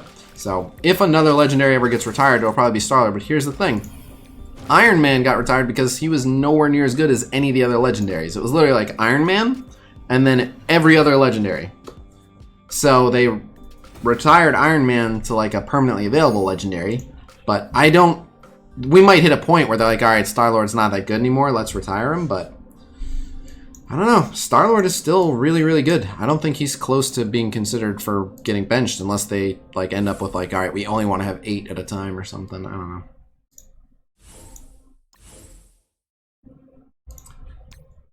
When will we get to know this news? Soon. What tier of donation on your Patreon page would a roster review be for both arena offense and defense too? Yes. Well, the one that says 2 tier 1 topics. Whichever one that is. They retired a legendary. So retired is a weird way of phrasing it. What they actually did was they made him a permanently available legendary, and they made him available at 3 stars. So unlike every other legendary who comes around as part of a, they have special events pop up as part of a rotation, Iron Man is A, permanently available, and B, every other legendary is unlockable at 5-star except Phoenix, who is 6-star, but Iron Man is unlockable at 3-star. So we say retired because now he's like baby's first legendary in that he's not really... He's, you can get him whenever you want, so he's not as rare as any other legendary, really. Yeah, that always bugged me, that Crossbones and Elektra technically have legendary events, and they do call them legendary events, which is just... like, just call them anything else. Iron Man was the first legendary in the game. The day I started in soft launch, actually, the only legendary character that I didn't get on their first pass in my entire history playing the game was shortly after I had just started. The game had already been out for like a month for iOS users, and I couldn't get Iron Man, and everyone else pretty much did, and I was sad puppy.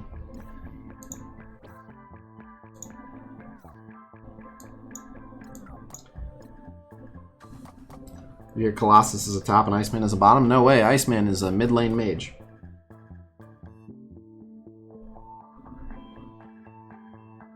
Thrashendary? Oh, Trashendary? Yeah. Thanos Legendary Event Campaign. So Thanos had like a weird... Thanos' event was like a flash event. What are the first 5 characters to get to Gear Tier 14 for Dark Dimension 3? The first 5 that you can. Okay, that's a care of raids, so we'll do DD3. Got Blitz to do. Alright, let's do some Blitz. I want to save this team. I need more saved squads. I need a lot more saved squads. Don't make me manually assemble this every time.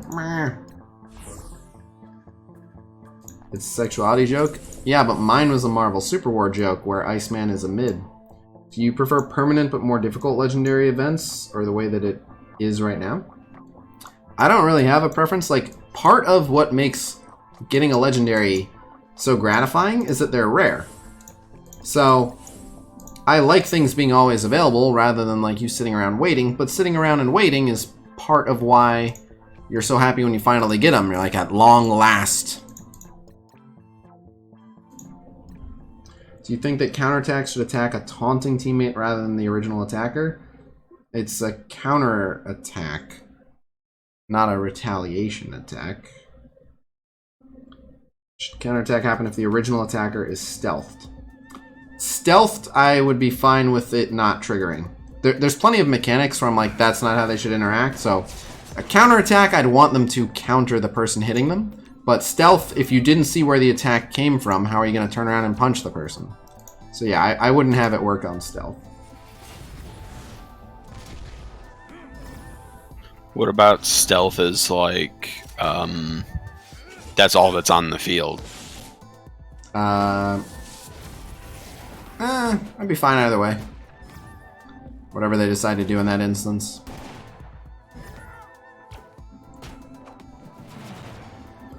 What's the lowest TCP on aim to beat the first 3 villains' nodes? Lowest I've heard is 130k. I beat it at 121. 3-star?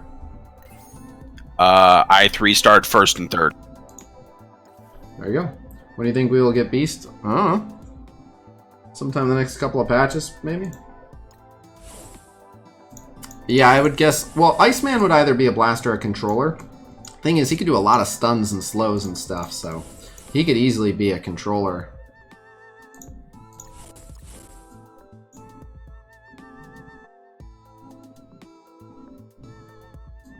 I also have a video of someone 3-starring the third one at 117. Damn. Yeah.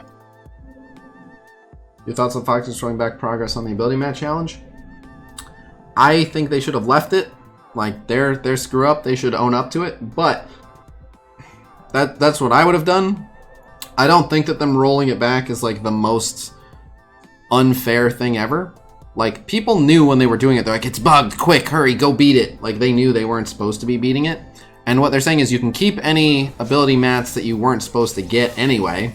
And if you didn't get those ability mats, we're going to give them to you anyway. So they're still giving people a bunch of stuff they weren't supposed to get. Again, I would just leave it, be like, well, we screwed up. I guess you guys get more T4s now. But, not my game.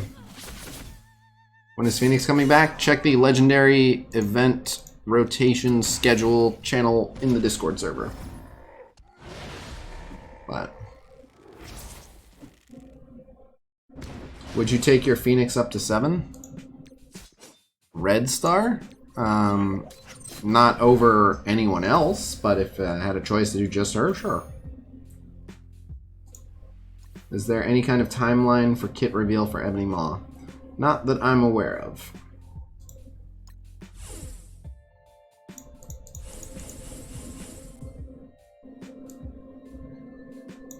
The amount of mats is so minimal? Not over time, it's not. I think it ends up being like 9 a week. How quick they are to react to things that benefit it's the user. 9 per run with 3 runs a week. Oh, so it's 27 a week? Yeah. Dang. So that's 80 something a month. Yeah, that's a good amount. Will Cole be released? We don't know.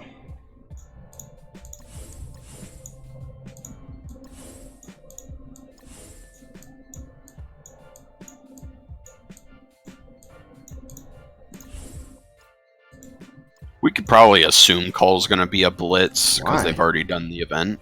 They did a character event campaign, but maybe he'll be Blitz milestones like Ghost Rider or Cyclops. What does your gut say? My gut says he's probably a Blitz, but that doesn't mean much. Rollback Alliance rewards. Same thing, they made something that allows people to take advantage of and that people have to face shelling alliances suffer. The thing is, the people facing the shelling alliances have been free this whole time to shell themselves. Again, if I were them, I would have never made the issue in the first place. But I don't agree that shelling alliances should have their stuff rolled back, even though I think that they shouldn't have shelled in the first place. From a common decency standpoint, it's a douchey thing to do. But again, they played within the rules, and they employed a smart strategy. They employed a dickish strategy that makes the game unfun for people. But they played within the rules, and they executed a smart strategy as a team. I don't think they should lose their rewards that they were able to earn, because FoxX made a dumb system. Whoa, I literally just walked in. Are you saying they're rolling back people that shelled? No. Someone said they should. And I was like, I don't know about that. Oh. Again, I never let my alliance shell. I never wanted to. It's a dick move, but it's within the rules. People would be less inclined to do it if they didn't have to worry about getting all the challenges to tier 12. Huh? Yeah. Part of the point of doing it is to get extra materials, right? Like whether they're war or raid or whatever. If there's going to be a way you can get quicker rewards for things, you're more incentivized to do it. Yes, but it's just whether you get more rewards or not. If it gives more rewards, they're going to want it. It's not like, well, we get enough rewards from other stuff. We don't need more here. People just always want as much as they can get, period. Yeah, exactly. Like, so if But they... the challenges have nothing to do with it. Admittedly a little butt sour about it. However, yeah, I don't know a bunch of I people just, in the shelling alliances, and most of them have 3-starred the challenges. So, I don't think... I don't doubt it. It's mainly bigger alliances that were doing it. I have 24 characters at 6 red star. Can you explain what shelling is? Basically, 24 people in an alliance have been... they've been bouncing between 2 alliances. At any given time, only one alliance is actually full, and the other has a single alt account just sitting in it. And what they were doing is they were basically saying, we don't care about our league reward, because our main alliance, we don't care what the win rate is on it. We just want really good season rewards. And the thing is, you got your points on your season leaderboard based on your total collection power. If you won, they added a multiplier based on your total collection power. So, they would, like, as soon as a new season started, they would all pile in to a freshly created alliance. And because it was a freshly created alliance way back when, it would get really easy matchups, and they were ginormous. So they would immediately win 6 wars in a row, and they would get, like, first place or damn near first place in the alliance war season. They would get all the rewards from winning every single war, and they'd get a crap ton of T4s for placing high in the war season. Then, as soon as the season ended, they would go back to their old alliance. But their old alliance, which no one was in, just lost 6 wars in a row because no one was in it. So now the matchmaking on the old alliance is crap because it's on a 6-loss streak. So then they'd go back there and they'd win 6 in a row, and they'd get tons of win rewards, and they would get amazing season rewards. And then they'd, at the end of that season, go back to the first alliance, which just finished losing 6 wars in a row. And basically, they would just get really easy steamroll wins against alliances that had no hope of fighting against them. They would be like a total collection power of like 150 million, and their opponents would be like 40 million. And just be like, we could throw our entire alliance at like one of their rooms and we'd get wrecked. So basically, the TLDR is it was an oversight by Foxnext. People took advantage of it, and now Foxnext is taking it away. Sounds familiar. Well, they're not. When you say taking it away, they're correcting it. They're closing the loophole by disincentivizing it.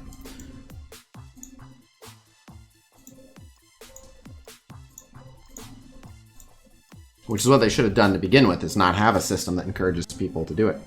Out of the 23 you have at 6, which I think is 24, if they said, right, you can take 5 to 7, I can take 5 of my 6s to 7? I'd have to look. I'd probably do, well, Mr. Sinister 100%. I can just throw this in auto. But yeah, Mr. Sinister 100%. Let's see. Might do Phoenix, just because she's one of my better 6s. Who are my other really good 6s? Not Shuri, not Minerva. Sim Spidey I probably would, even though I don't have the gold star for him to use it. Yeah, but you'll be getting it soon, though, won't you? Not really. I'm at like 30 something out of 300. Oh. Charles, you keep saying everyone who shells or uses blitz bots should get placed in their own shard. See, I think everyone who uses blitz bots should get banned, and everyone who shells should they should just close the loophole. Like, people who shell weren't cheating, they were just being assholes. But it's not cheating. It is a bitch-ass move, but it's... No, I mean, the justification is very simple. We're smarter than you, and we wanted better rewards than you. You could have done it. You didn't. We did. Suck our dicks. We got nice rewards. Again, I don't feel that way. I didn't do it. I'm not, like, high-fiving those guys like, great plan, fellas. Keep up the great shelling. But I understand how people got to that point, which was, like, they had a brainstorming session, and they're like, in theory, if we did this, we'd get really good rewards.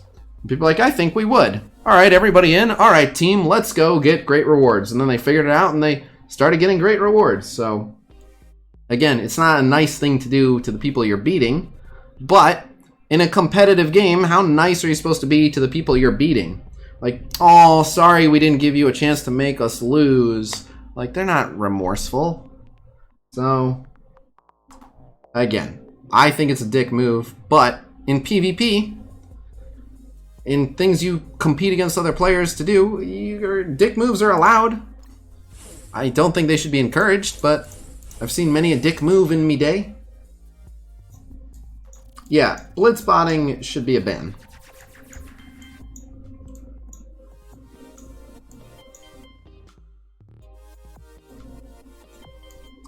No, it's more like playing a MOBA and then you got killed by someone, and instead of pushing your turret, they're BMing you and dancing on your body because they're that much better than you that they can just screw around and literally teabag you and dance on your head. It's more like that. Of like, how is this fun for you? You're an asshole. It will still run a war with only one person. It's fun because of the rewards. Basically. Cheating is defined as breaking the rules. They didn't break any rules. There's no rule against joining a new alliance. That ain't against the rules. Again, it's a dick move, but it's not... They didn't do anything illegal. What rule did they violate? You're not allowed to join another alliance, and then back the original alliance, and then join another alliance again. Being in different alliances is against the rules. It's not.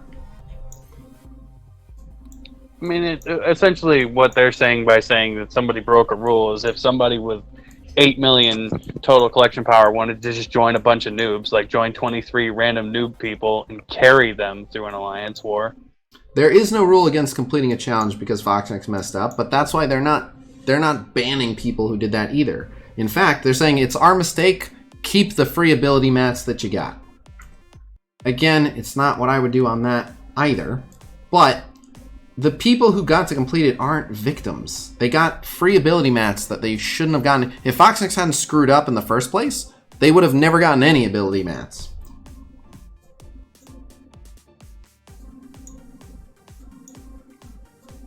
There are a lot of simple fixes. The actual issue lies in their war matchmaking. Their war matchmaking is a freaking mess.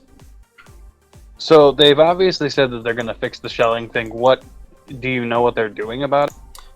Yeah, they told everyone what they're doing about it. They're completely changing the reward structure so that it doesn't make sense on a war-to-war basis or on a season basis or for your league placement. It makes sense from none of those angles to continue to shell. So technically, you're allowed to still shell, just now you're going to eat shit for it. But shelling was never against the rules. So they're like, go ahead, continue to shell, but the people who aren't shelling are going to get way better rewards. Have fun.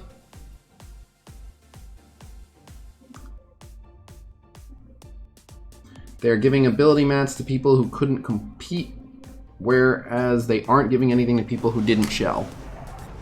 I agree with that. I think they could compensate players who are victims of shelling. It's hard to pinpoint who exactly is a victim of shelling, but I think they could just give the player base some stuff as a whole, but yeah, they probably should do that.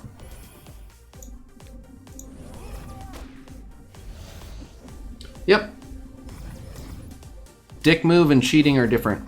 If anything, it's like exploiting, but even an exploit is like we discovered a bug. It's more just like, I'd call it's a loophole. It was just a matchmaking loophole. But it was just, yeah, like they designed rewards in a way that encouraged that. And they never should have done that. So you just have a different sense of what cheating is? No, cheating by definition means okay, let's see what the definition of cheating is, because it probably won't fit the definition. And that's usually what I look at is, does it fit the definition? Like, oh, well, to me, cheating means something different. Like, okay, but we're going with the actual... The term that no one's using, which they should, is called clever use of game mechanics. It's another way of saying you did something that was not designed to be used in such a way, but it's not against the rules to do it. That's all it means. And people are ass hurt because they didn't do it and they didn't hear about shelling until they decided to talk about it, which is probably why they didn't talk about it a whole lot until they were ready to put something in to fix it. So it says act dishonestly or unfairly in order to gain an advantage. So I would say they neither acted dishonestly nor unfairly. They didn't act unfairly because anyone else could have also shelled. So they were doing something literally anyone could have done. So it certainly can't be considered unfair. It created unfair matchups, but shelling prevents unfair matchups if everyone does it, not that everyone should. And to act dishonestly, they didn't lie about it at all. In fact, they were telling other people, like, you gotta get in on this, it's great. You need to start shelling, it's terrific.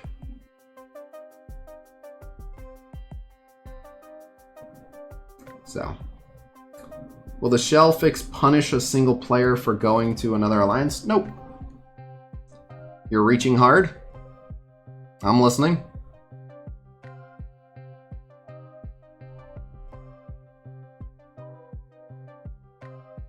Right. It's not cheating. It's just being a dick. Yeah. No. It's you have to have crap integrity to do it, but not being represented by their true elo. But the alliances were being represented by their true elo. Though that was the elo. Elo is a weird term anyway, because you could have a really strong total collection power and suck at the game. You could just put all your collection power into all minions that suck, and you could have a high collection power and still be awful at the game, and your ELO should reflect how you play. They didn't pretend to be less capable, though. They weren't. No, but what they're saying, what that person just said was that they're not reflecting their true ELO. I know. But ELO has nothing to do with shelling.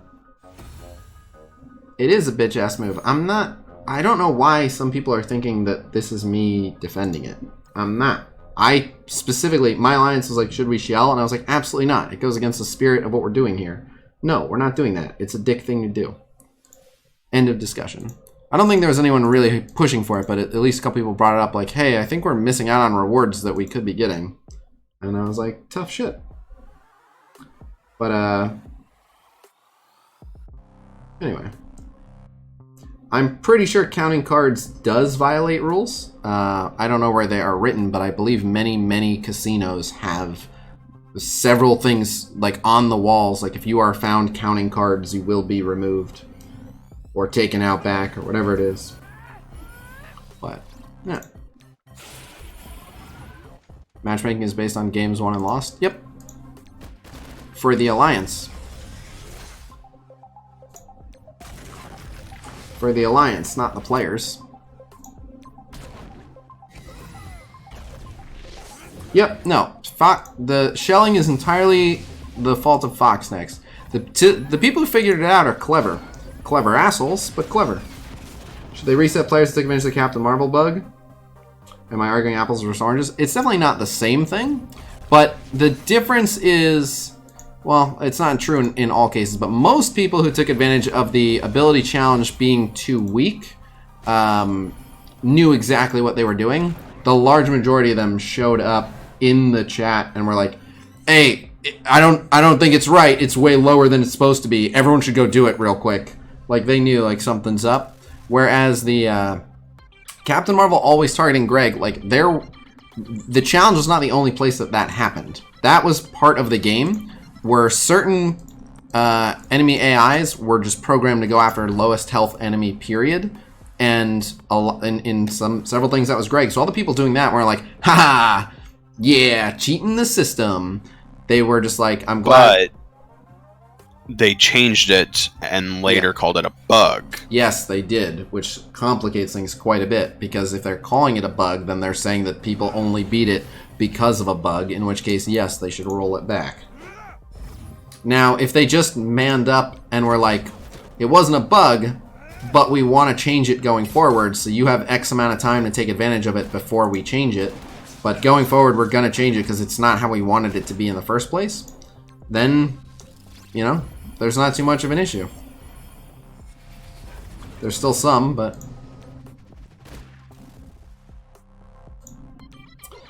it's not quite the same, and I'll tell you the main difference. The issue with that is they're removing from some who did the nerf version, but only removing progress from the nerf version people and not the Greg. I'm aware. And I'll tell you their motivations for why, which is shitty, but this is why. I don't agree with this reasoning, which is why I said, if you're going to say both are bugs, then you should roll back both. I know what they're doing, but it's literally, I don't know who you're talking to, Sean, but I'm answering people in chat. But anyway, yeah, I don't know if I would have labeled that a bug so much as like an oversight in their initial design. Because it was working as intended. They just went, oh shit, we should not make it do that. But the difference is the Greg bug made people go, ah man, I knew I should have bought Hella when she came out. And it like encourages, it rewarded people for spending, like, haha, yeah, buying and maxing Hella, alright. Like it gave whales a pat on the back for being whales, and it made everyone else go, ah, I should have been a whale. Whereas this one made people go, ah, what I buy Hella for? I could have just waltzed through it for free. Ah, and then they're like, no, we're gonna put it back, and then if you guys want to get through it, you gotta spend to get stronger. So it just has, yeah. Are they rolling back just tier 12 or all of them? Because no, this 11 and 12, 12. 11 and 12, the affected ones. But if you had beat either of those prior, it's not getting rolled back. But 11 and 12. Taylor, the Blitz predictions should go up shortly after the stream. Let me see if the predictions are in. Because I can't do anything until I receive them. Okay, Manic got his in.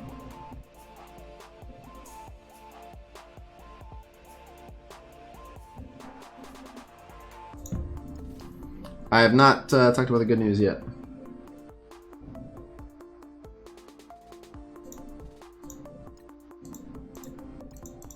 So 530 people. Yeah, no, there's plenty of people. I'm almost done with the Blitz, and I'll say it before DD3. All right. Okay, I cannot state this clearly enough, so I want to be very serious here. People all the time come to me and say, oh my god, did you see what support said? I wrote in and support told me this, but I thought the dev said something different. Now I'm confused. What does it mean? Support doesn't understand my problem. It's a Foxnex conspiracy. They're trying to ignore it. Blah, blah, blah.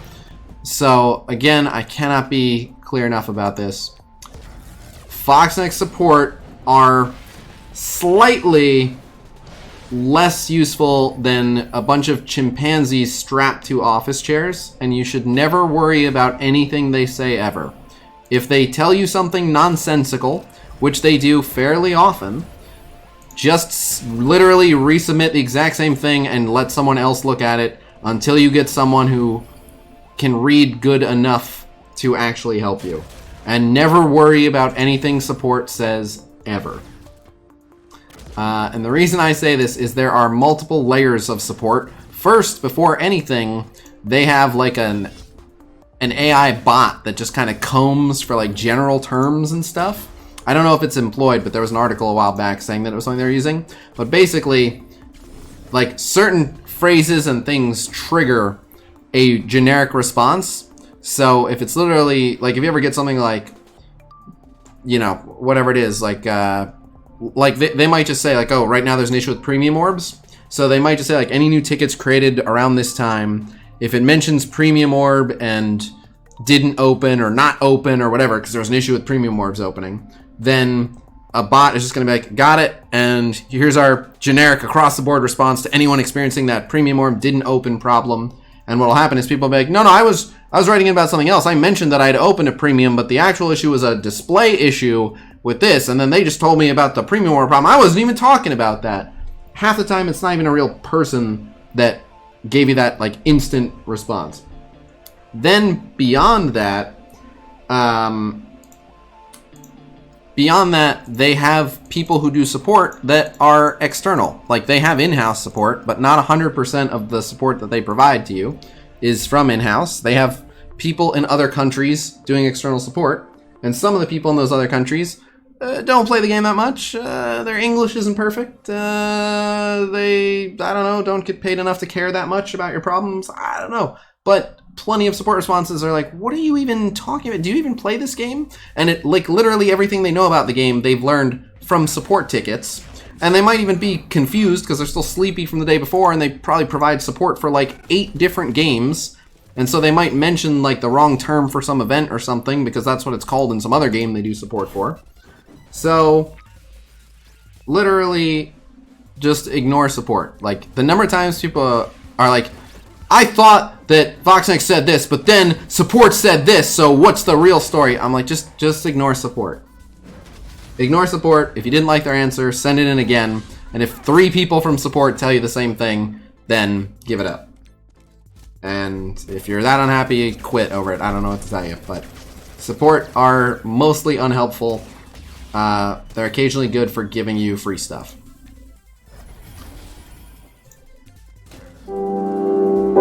You know I love you, Donna.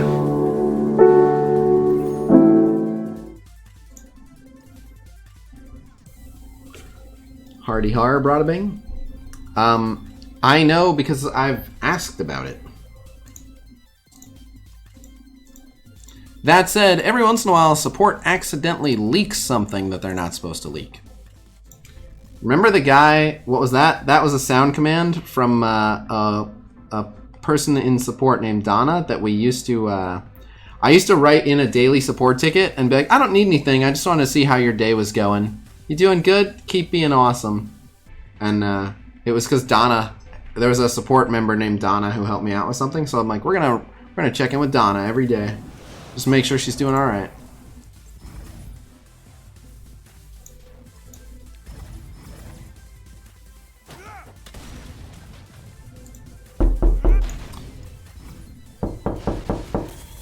But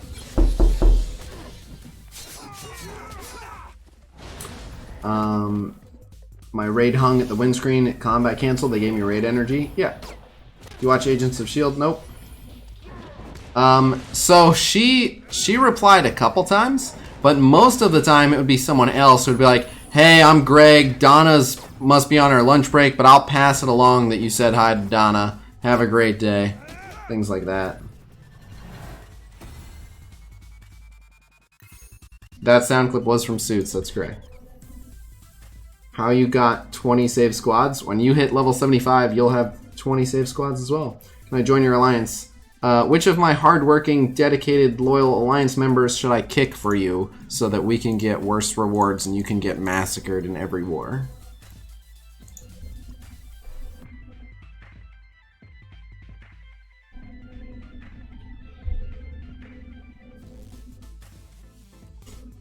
I feel like you should give that person free ointment for that burn.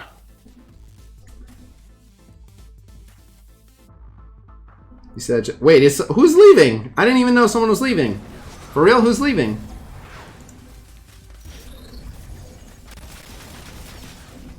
And where was I?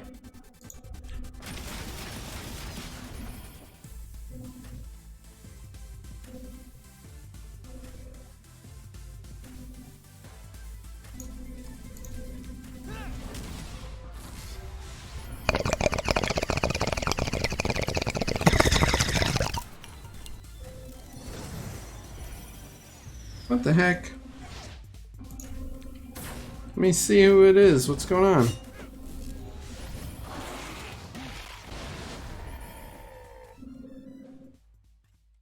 was this?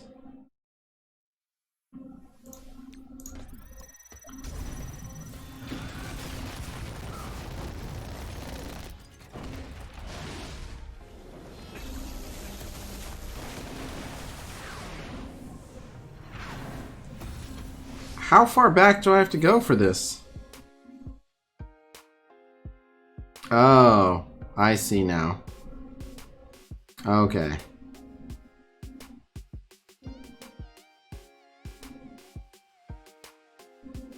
Oh, wait, that's not who I thought.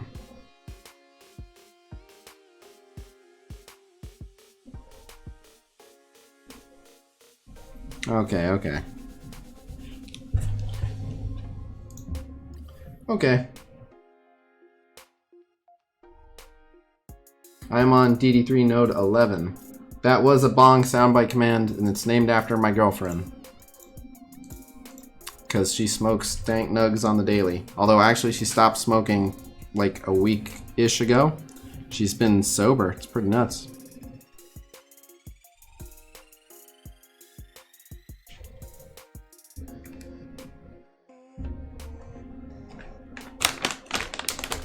But yeah, is the F team still as good as it used to be? I don't know. Dirk doesn't brag to me about how much better they are than us every stream anymore, so I don't actually know how awesome they are anymore. I assume they're still better.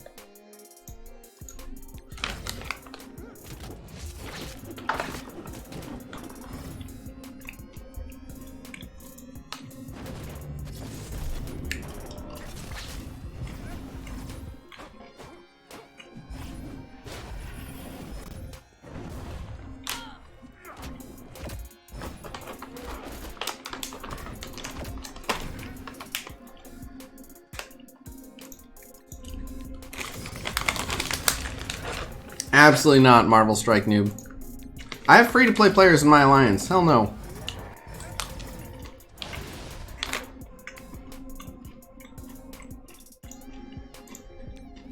If you're interested in joining the Khasino A team, keep an eye out for the announcements channel on Sunday around noonish. That's when I'll be doing the replacement, and I send out a blast then. So, if you're serious about it, mark your calendars and start bugging me as early as Sunday morning.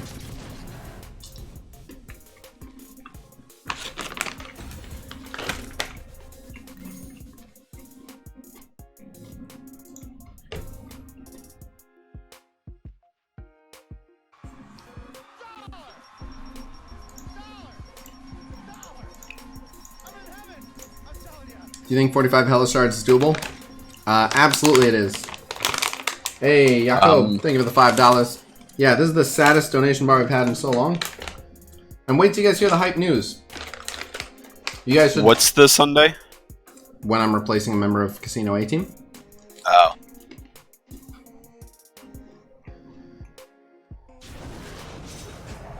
Can enemies resist having their debuffs extended? I don't believe so.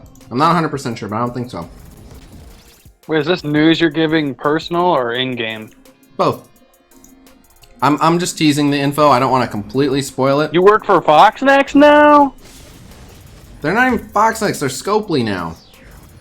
I work for Scopely now. Then. I mean, no, I'm just kidding. For the record, that's a joke. I'm not an employee of Fox Next or Marvel or Disney or Scopely. False. I haven't inked a contract yet with Super War. Oh. Let's try though. Did you I get did your try. free in-game play currency for Super War? My what? My in-game currency? No. Nope, nothing yet. I have to wait until the video actually goes in the app. And I don't know how long that's going to be. They said, like, now we just wait until Marvel says to proceed on it.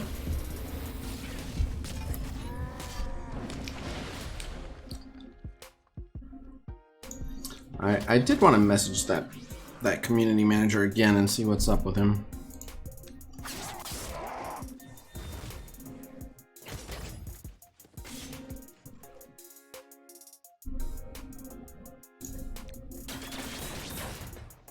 Frondius asked if the tease news is what you were talking to him about earlier. Probably. Yes. I think it is, yes. And you're gonna announce this, and then it's people are going to react badly to it, and somebody's going to say, "Is this an out-of-season April Fool's joke?" What? You don't know about that? Nope. Like, did you ever see when they launched, or they did the trailer for the reveal for Diablo Immortal, and some guy asked if this is an out-of-season April Fool's joke? Nope.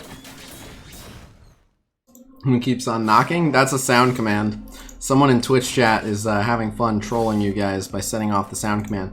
We have a lot of triggerable sound commands that you can type a command in the chat and it'll make a sound happen. Yeah, but it's for the Twitch chat. But since the bot is on, the sound commands are currently working. So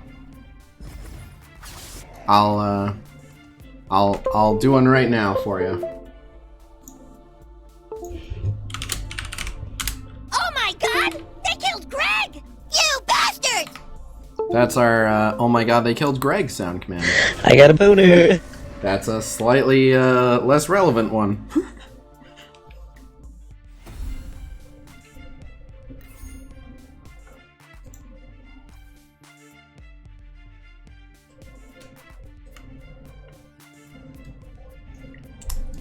But we're almost done with Blitz here, and then I'll tease the news because I can't.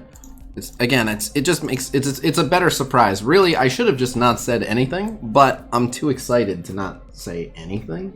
So I'm gonna say a little bit, but it's better as a surprise. Is it characters that we're getting or something completely different?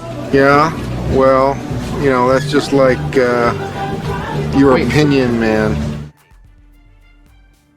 I'm tired of waiting. I've been waiting for a while now. If you can't wait one stream for an announcement, you're not going to survive as a Marvel Strike Force player.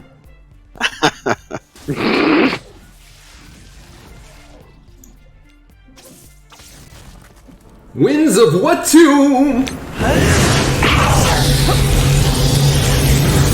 Honestly, like, just to throw this out here, they need to make you at least like a full-on liaison community manager for the players, because I don't know, it just their track record is just so bad. Tell them. I've sent in more than one support ticket about their ability to disseminate information correctly. I offered, not as like a, hey, pay me to be a The risk I took community was manager, calculated, but man, am I bad at math. but as a, like, it would make my job and your job easier if you let me be a community manager just for the purposes of, like, communicating things to people. Like, I'm happy to relay messages on your behalf and be trusted with which messages should be relayed to you. I got a boner. On top of that, too, I gotta say, you seem to take criticism of the things you tell people much better than actual community managers do. Wow. So I feel like you wouldn't have as hard of a time being like, hey guys, I know normally I give good news, but unfortunately bearer of bad news, because, yeah. I mean, I'm a pretty divisive character. You're looking at a bunch of people who are... Most of the people in this chat are happy to be here and talk to me. But plenty of people are like, sitting in a Khasino chat is the last place I would ever be. So. Valley Flying waiting room. What? Nothing. Most of Valley. I feel like I use a lot of terms you're not familiar with, which doesn't make what I say funny to you. Sorry. Also, it's very difficult to make me laugh. I've been around on the internet. So the for too waiting long. room thing comes from like other like streamers and different genres and stuff. If there's a streamer that a bunch of people want to watch, but they're also fans of other streamers, they'll go in their chat room and say they're in so-and-so's waiting room. Oh. Yeah, no, I never saw that.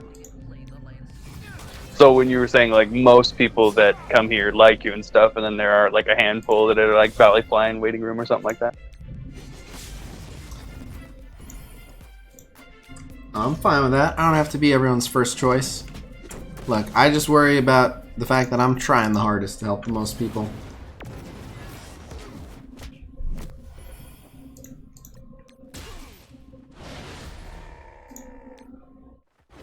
When you finish, you know the business with your missus, you tell her peace and get off like a boss, like your closing videos. No. I give her a little pat on the head, and I go, better luck next time. Now wipe your face. Oh my god. That reminds me of my buddy Jesse. This one time, he told me this story about when his girlfriend was blowing, and then afterwards she tried to give him a kiss, and he was like, "You go brush your teeth first." Oh, I do that. That's such a dick move. What? Not a dick move if you smelled it.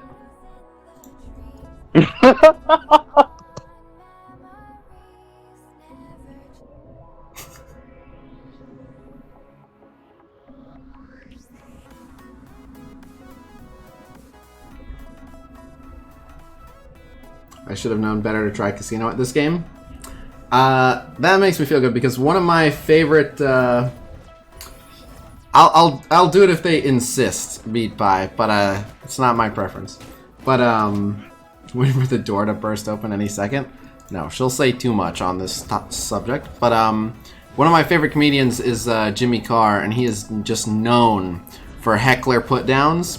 And someone called something out, and then of course he fired back and completely shut them down. And then he was like, I do this for a living. Come on, go ahead, have another go. Like, this is what I do.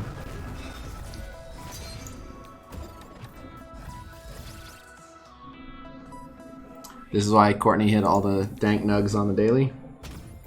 Yep.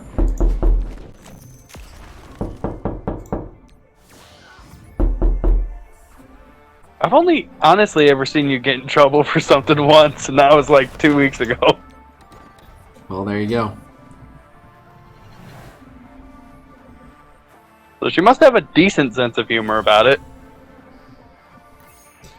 Jimmy Carr loves hecklers? Yeah, I kind of do too, because people love a dumb heckler being put in their place. And smart hecklers are very, very rare. Because smart people have better things to do than pick fights with someone on the internet over a video game. So usually it's just dumb people. How do you feel about the ability enhancement challenge rollback? We already talked about it yesterday and then earlier today.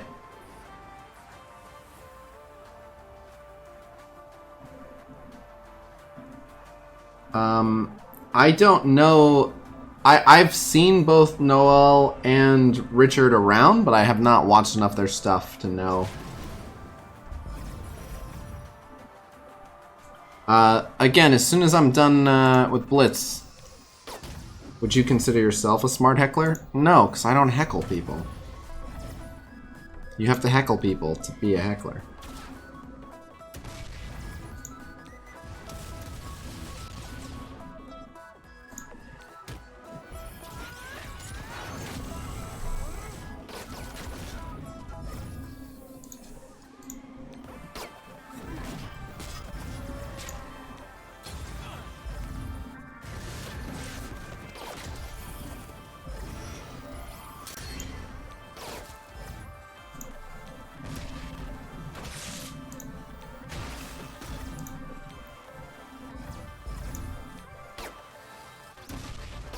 Roy Chubby Brown? No. I do know Andrew Dice Clay.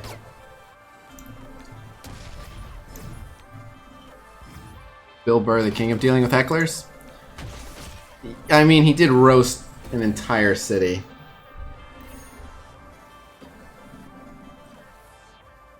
Anthony, just go back and watch the VOD. I've already talked about it so many times, man. I think I talked about it in the news update with Valley also. So I've talked about it like 5 times.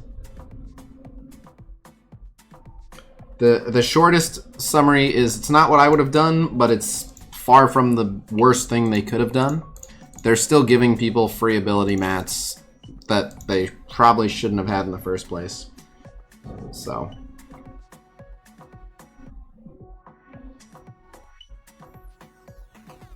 Cashed in my Corvus offer, got 98 shards, no problem.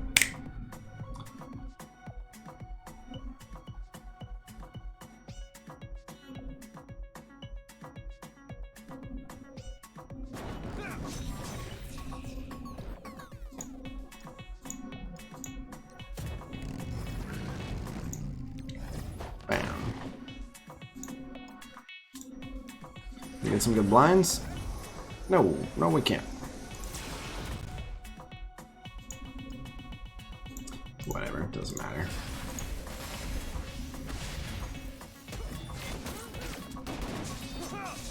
So wait, I don't know if you've said this or not yet, but is the news you're going to give everybody good news or bad news? Definitely good news. I appreciate Okay. all So, the interest that was an in this important news. thing to ask. Yeah, no, it's it. I'm in a great mood. I have several pieces of news. They're not even all from the same place, but they're all things I'm very excited for.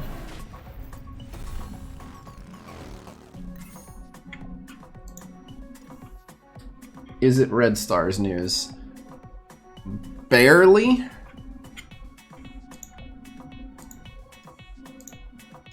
All right, we're done with Blitz, so I guess I can talk to you about it.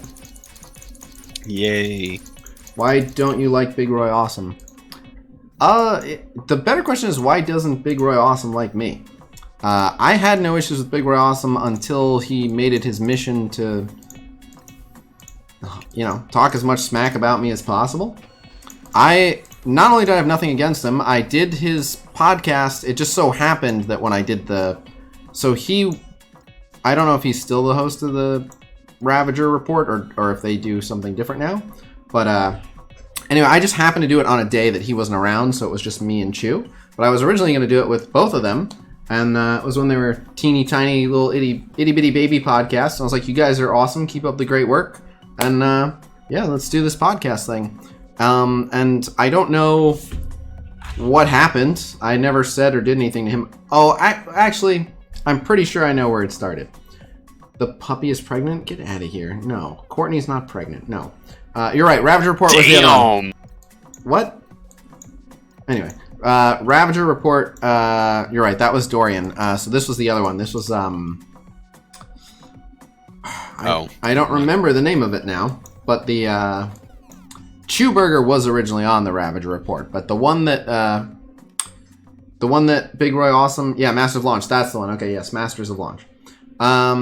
But anyway, yeah. So, here's what actually happened. Big Roy Awesome made videos on seed theory. And some people are bad at separating criticism of an idea from criticism of them as a person. So, he made a video about seed theory. And I basically said seed theory is one of the dumbest things I've ever heard. And if you subscribe to seed theory, just know that you're basically admitting you're, best case scenario, a gullible person. And naturally, he did not appreciate that. But some people have bad ideas and are still good people. For example, the devs of Marvel Strike Force have had some real crappy ideas, but all in all, are pretty good people that make a pretty fun game. So, seed theory is basically someone grasping at straws to try to make sense of RNG. Allegedly, it's some theory on how to get 7 red star characters, which for some reason was done for a single video and then wasn't done since then. I don't know. I'm sure it would, Simon. But yeah, that's the short version. Is seed theory is fucking stupid, and I said that. And Big Roy got probably more views on his video on seed theory than like anything else he's ever done, and therefore became like the champion of seed theory. And I just kept telling people like, that's dumb and you shouldn't watch it. And I'm sure people went to him and were like, so I asked Khasino what he thought about seed theory and he said it was all stupid nonsense. What do you think? So he, I'm sure was, you know, I'm sure you had some thoughts on that as well. But that's my guess. But again, if like he had reached out to me, I wouldn't have been like, don't talk to me, idiot. I just like, oh, I think that particular idea is silly, but I don't really care. If you want to do a collab on something else, let's go for it. But anyway, so that's the deal. That's where it started. But it's been mostly a combination of things. It's been mostly him starting shit because I promise you, in my day-to-day life, like you guys bring up Big Roy. When's the last time I was like, let me talk to you guys about Big Roy real quick? I don't give a shit what he's doing, what he's up to. It has nothing to do with my life. So, yeah, it's mostly him. But the other thing is when he brings up my name, apparently it gets some attention. So he's made videos about me, and apparently they're pretty popular. So yeah, Chu is neutral because he's friends with us both.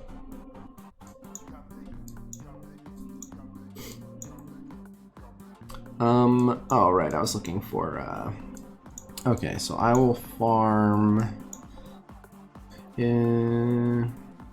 Who was I powering up? I think it was Hydra. Let's go back to Hydra. Yes, he was. He did make a video about how his alliance beat our alliance. He sure did. He left out that his alliance was stronger anyway. How does he feel about shelling? I have no idea.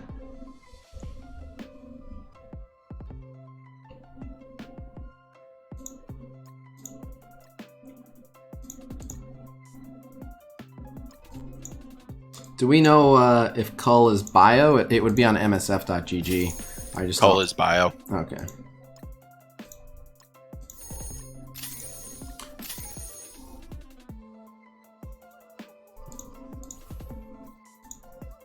Crane Theory was the best. People kept asking me about Seed Theory, and then some crackpot guy on Facebook messaged me and told me that the reason I didn't have any 7 red stars is because I wasn't using Crane Theory.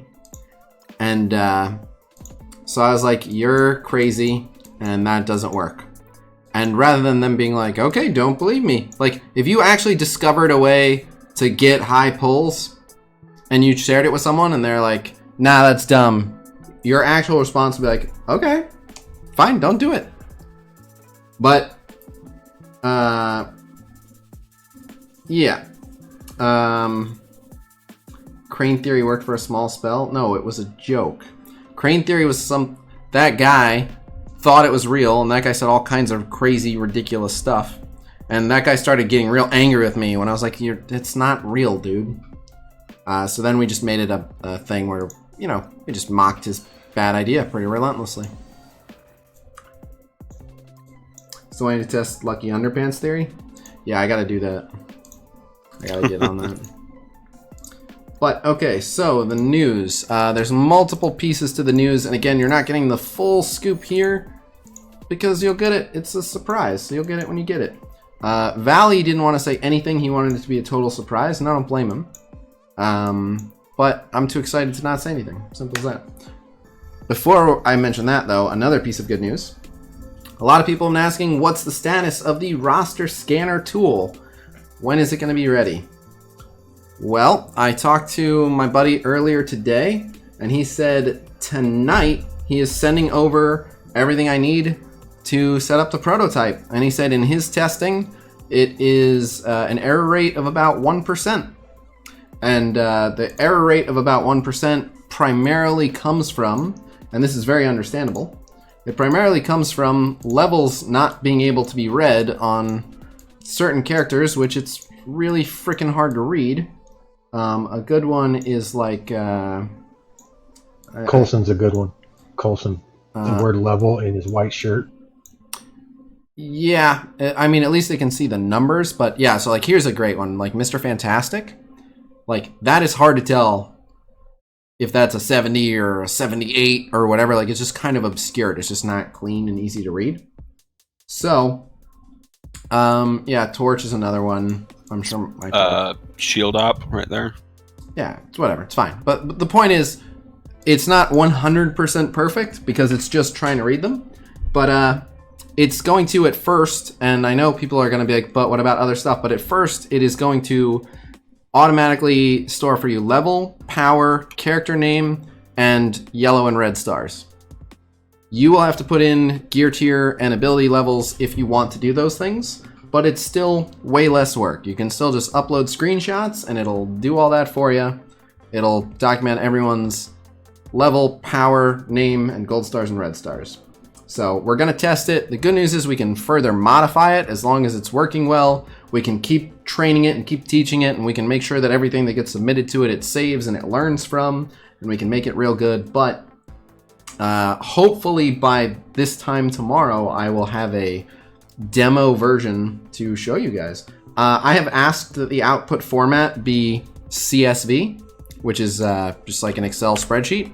And the reason that I asked for that is that it will perfectly... I know the guy who makes MSF Pal, and I figured if it could perfectly plug into MSF Pal, because MSF Pal already has import and export.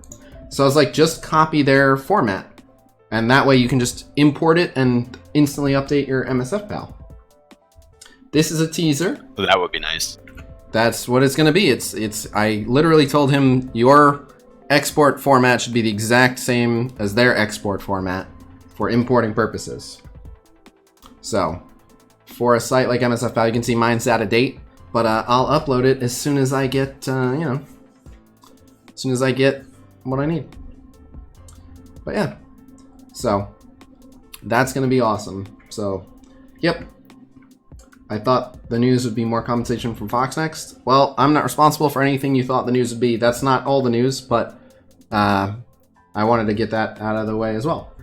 Anyway, the next piece of news is that me and Valley reached out to quite a few different people from different places to try to jazz up the 1-year anniversary of the weekly news update 1-year anniversary.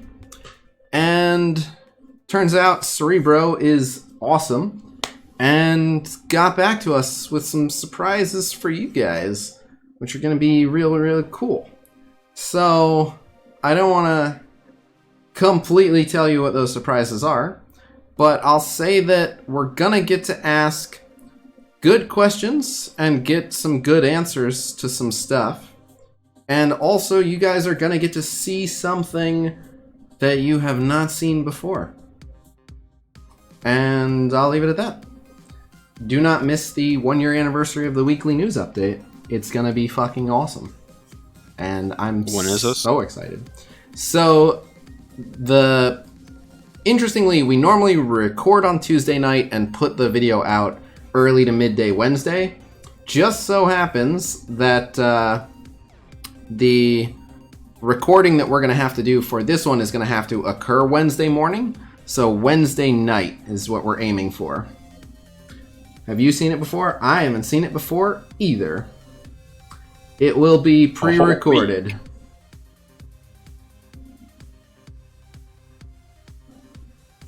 The news is more teasers. I specifically said I was going to tease it. You are a jerk with that cliffhanger. I specifically said I was going to tease it. Valley didn't want me to say anything. He was like, just let it be a surprise. And I was just too excited to say anything. I got the news and it's made me excited all day. So I wanted to say it without saying too much. So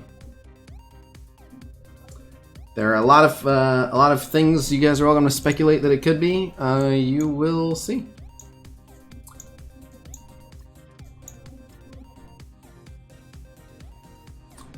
Teasing successful? I guess so. I mean, it's good news, right? It's gonna be awesome, and it's gonna be even more awesome than your normal weekly news update.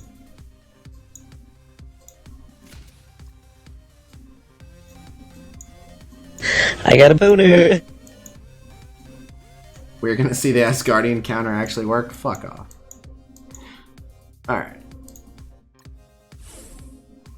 Let us ask yes or no questions for donations. On the condition that if you ask the right questions, you don't go and be like, hey Valley, Khasino already told us. Because he's going to be like, yeah, I told you not to say anything. So, you have to be shh.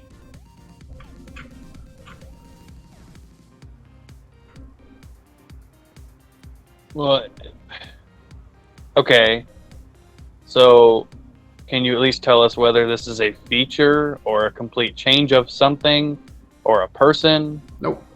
Or a Don't do when it, it's gonna idiot. happen? Yes, I do, Playhouse, but thank you for mentioning it in case I didn't.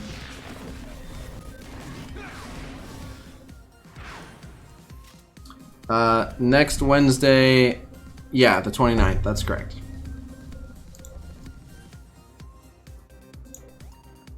I'm just more confused now. What? Let's see if we can get double Greg.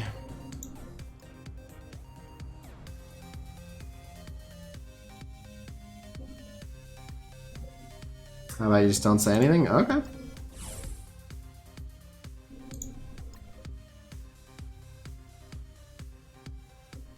Just Jedi mind trick him?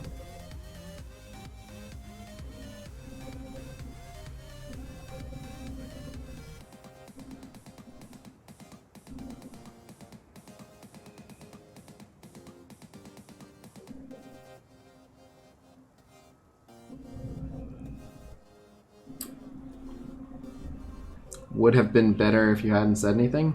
Guess I ruined it.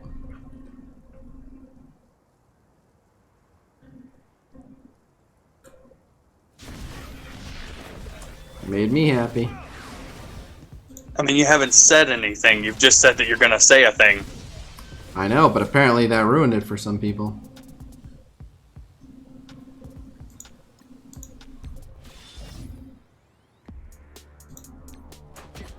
Hey, everybody, get ready. Khasino's going to speak again here in about 5 seconds. Don't get too anticipated about it. Here it comes. It's going to happen. Ugh. I'm partial to the You lied to me. the Ravager quote. Khasino gonna teach stuff. What quote was that? From Guardians of the Galaxy. Right, what was the line? Boss gonna teach stuff. He's talking about Yondu. Was gonna say something, and one of the Ravagers was like, Oh. "He's gonna teach stuff." Yeah. Yeah, Kraglin. If your news is that they're bringing Kraglin to the game and they're going to do a Ravager rework, then you should just nod your head really fast. Who cares about Kraglin? We need Taserface! Definitely, it's got to be Taserface. I agree. I don't even know who Kraglin is. What? Kraglin's the one that was singing about soup. Teasing that there's something coming is not saying anything, therefore I should have not said anything, but it sounds like there was no damage done. See if you can get Valley to tell you.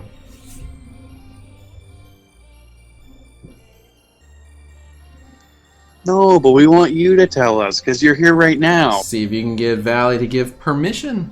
Not that I need his permission, but I wouldn't. He's not your dad. I know. He thinks it's better if it's a surprise. I don't think it would make a difference. I think it'll make a great surprise, but I think it'll, it would be a surprise if you knew ahead of time, and maybe more people would make sure to tune in. I don't know, but. Okay, I feel like it's only fair if you at least tell us if it's a feature or a person, or at least when it's going to happen. Definitely not. I told you. Oh, when it's going to happen for everyone? When whatever it is you're going to tell us is going to happen. What if we don't know? That implies that it's a feature, which means it's that far out that they don't know, so they can't tell you. Excellent point. We definitely know when all the character releases are. That's not what I meant. You know what I meant. If it was a character if it was a character reveal, they would have some sort of rough timeline, unless it's Ironheart, in which case then it's just going to get pushed out. So, whatever.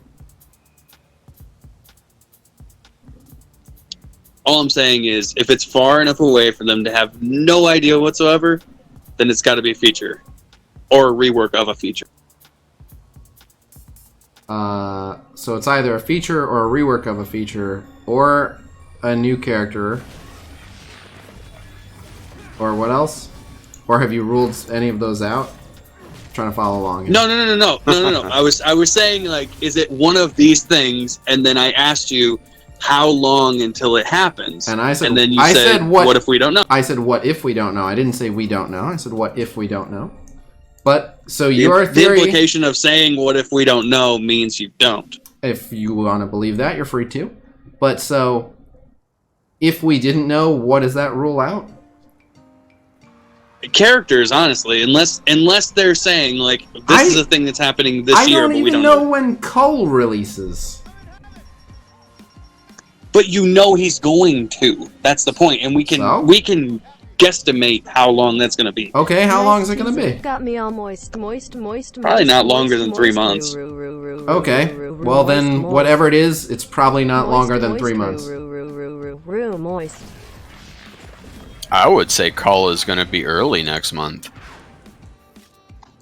What I would say is, and something I would enjoy to watch because I'd like to see the two of them face off, but Valley and Khasino demoing PvP.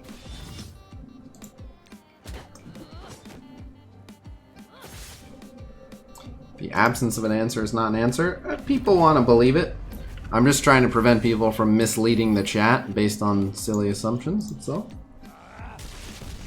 Oh, that's why I was careful to say what I would like to see. Yeah, no. I wasn't talking about you. You're not misleading people by telling them what you'd like to see. Don't worry. Gotcha. Cool. Someone will be misled. And it will somehow be Khasino's fault. Of course, we must always blame everything on Khasino. He makes himself an easy target for people to just blame everything on. It's funny. What do I do? It's not even anything that you do. It's just that, like, your competition for people to blame for things is, like, I don't know. It's not a thing you've done or did. Like, it's not a thing you did or didn't do. Time out. T-Vol just said, I'd like to see a Don't Buy Red Stars where you take a shot of whiskey for every 1 star. What would you enjoy about watching your 2 favorite content creators get alcohol poisoning? Might I ask? Alright, sorry, go ahead. There are several things that would be fun about watching something like that, but unrelated.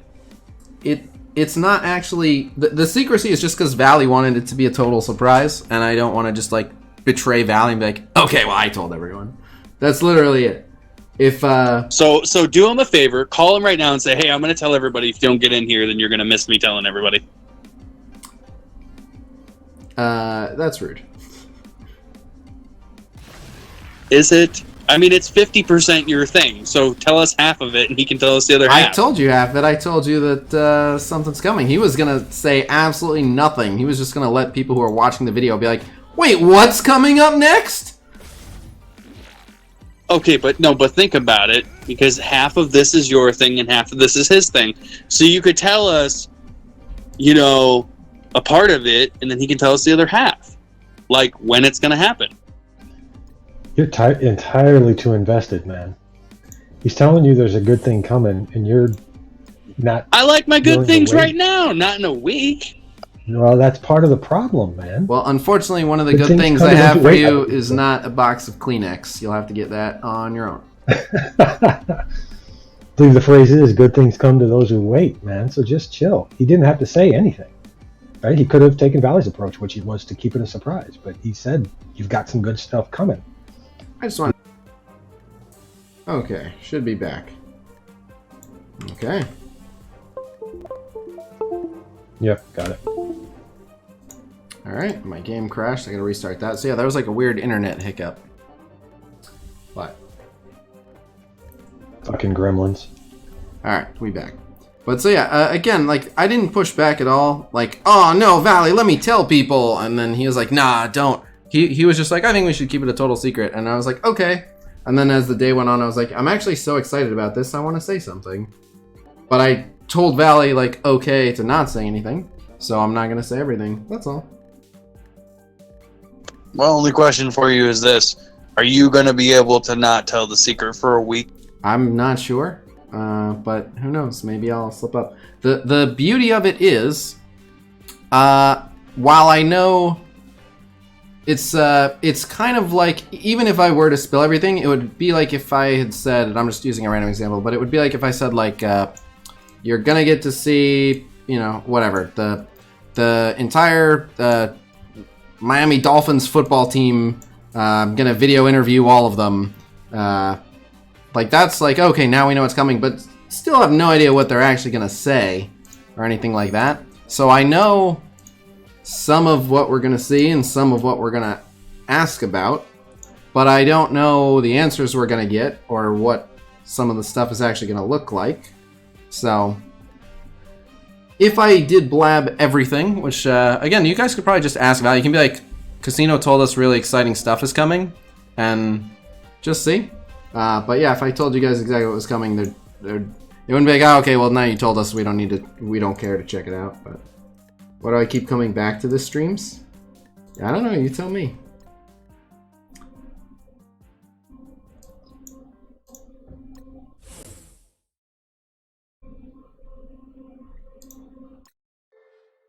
Got 2/6 red and a 1 mil gold orb doing seed theory. I got more than that not doing seed theory. You know, those things happen whether you do seed theory or not. How many times have you done seed theory and not gotten those things? Because sometimes you just get good things. Is it sponsored by Raid Shadow Legends? I don't think so. Speaking of which, Khasino, did you happen to watch OMG's commercial for Raid Shadow? I don't think so. How good was it? He went all in, man. He was up dancing around with the microphone and just jumping all over the place. It was pretty funny.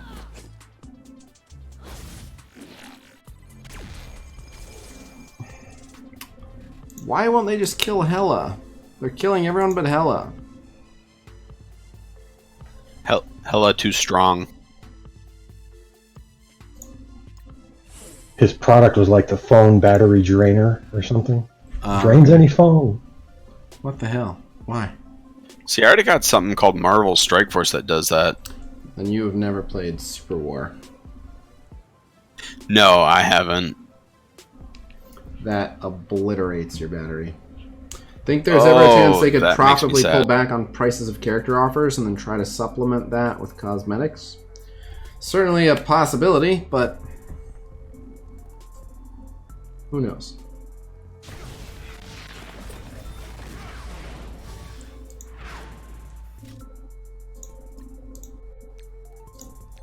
Please kill Hela. That's not Hela.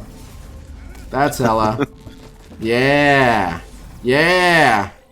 No! Now they killed a second person, so we do get double Greg, but I needed him alive. No. Oh, God. We're going to have to stall for so long now. Oh. Ow. Oh. Big heals from double Greg. Not that big. Holy. She needs another Asgardian. Yeah. Nope, this is going to be a fail because also Thor went down. If Thor hadn't also gone down... Ah, there goes everyone. Oh, and there's the rest of the team. Are you going to be able to get too far with Human Torch ult coming up? It just looked like it obliterated everybody. Several people have survived it the first time, and when the Gregs heal the Asgardians, maybe, but I can also just save the cooldowns and bite the bullet. Black Bolt's unique gear is the quantum energy. You know, it doesn't make any sense to me. Words with a K in it. Life, the universe, and everything. I mean, sometimes words with K's in it get me confused. No, but no, what doesn't make any sense to me is why Captain Marvel doesn't use the Tesseract material as like her T13 and 14. There's a lot of uniques that make no sense. That is absolutely one of them. Yeah, there's a lot of uniques where it's like, hello, you missed something real obvious here.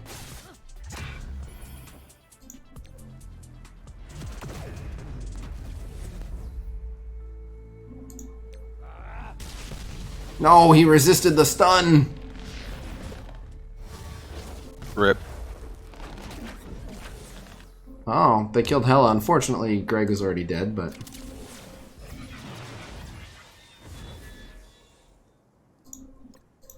just in case he was going to taunt. I don't know if he was, but... Oh, your offense down, so we'll wait. Oh. No, her death proofs. Wow, okay. Oh, that dropped more people down? Bummer. And now Hella's gone again. But, whatever. Fine. Alright.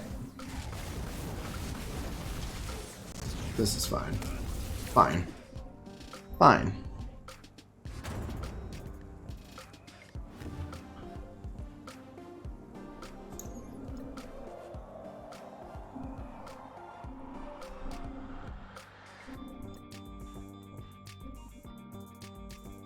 Any tips on Training Day T12? I'll make a video about it. Training Day was a pain in the ass. Alright, we'll do our daily round of refreshes here. But we're down to 9 enemies on this stage, slowly but surely. Yeah, I never have enough of those training materials, ever, no matter how many I get. Let me pivot and ask you guys this. Since you guys have decided that it's either a new game mode, a new feature, a change to an existing game mode, or a new character kit, assuming it's within that realm, what would you guys be the most excited for? Moz full kit. PvP. Khasino v Valley.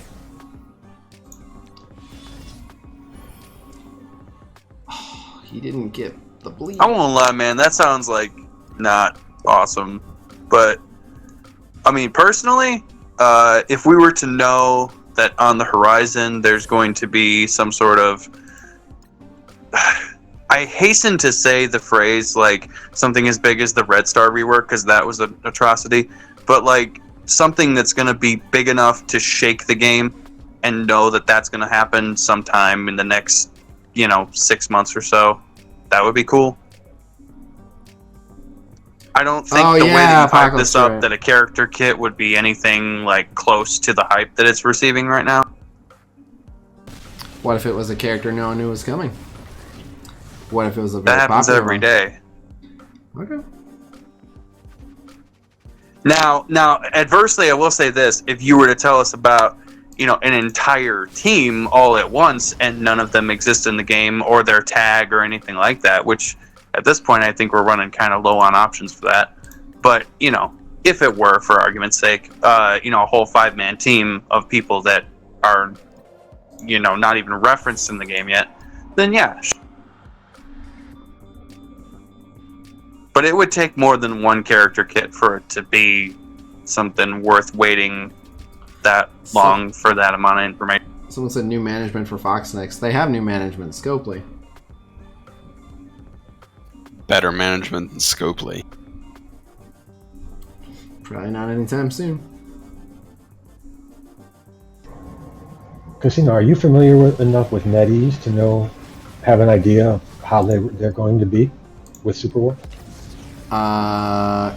In what way? I'll tell you this, they have a successful MOBA already, and they're just going to copy that model, and that MOBA is well received, but more importantly, like, the thing about MOBAs is they don't, like, they monetize them by just making cosmetics and doing battle passes and stuff.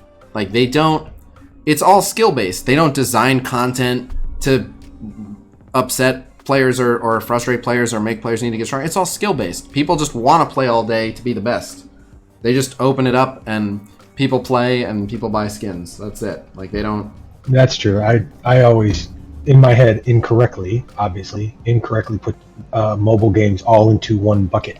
And so thinking about how, Capital Games has done with Galaxy of Heroes recently, how Scopely Fox Next has consistently done, I'd say, more negative here in the last 6 months than they have positive. There have been positives, don't get me wrong, but I think there's been more issues that have risen than good things that have come out. But so I incorrectly put a different type of game into the same bucket. Yep, no worries. But yeah, there's it's running a MOBA is a different thing. I do kind of slightly want to amend what I said a little bit based on what you just said. That if they were to straight up come out, during this whole talk and say that they completely understand how they've made a giant kerfuffle of the last however long, and that, you know, how they're going to fix it. I mean, that'd be more exciting than hearing about a new feature. Do I save this from we need more healing tomorrow, or do I just press it so that I can press it again sooner? They have a bunch of evades. I wouldn't press it. Yeah, I want it to hit. I don't want people to evade it. So I think I'll refresh again. And that blew his thing. Oh, well, he's gonna die. He's not gonna get to ults. He's gonna get life stolen to death. DD5 with Billy Ray Cyrus as the reward? Nah, that's thinking. I mean, kind of just based off what you've said, the only thing I can guesstimate is because you keep leaning... It seems like you lean a little more towards it's a character kit, is maybe it's Doom. But even that...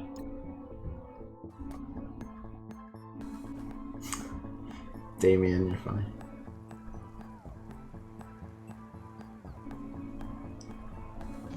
I do want to see the 5 red star Colonel Sanders unlock. That would be epic.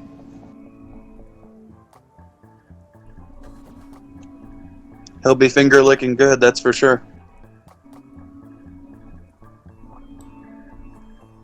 What would you think about a shard request system like they have in other types of games, where you can like request from other alliance members? That sounds good to me. Oh, I've long thought you I should request have some way phosphates, of sharing please. something in the game. I didn't use her ult, but I got double Greg. I will say this, as far as features go, two things that would make the whole world of difference for me personally would be the ability to watch like 5 ads a day to get like 100 extra cores or something like that, or even just a small amount, like 100 cores, and the ability to craft green items into blue, blue into purple, purple into orange. How did he just get 1 stun? Ugh.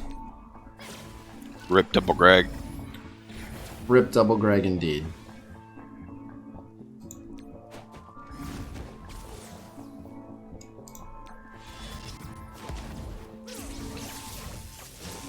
But these are the final 8 enemies, so... Is this the last cosmic node?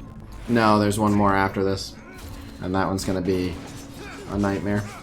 But almost done with this one.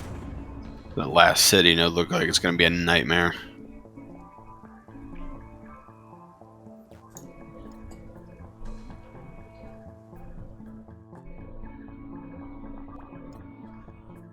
$5 fill up, 5 slots on a team. Can we see Super War today?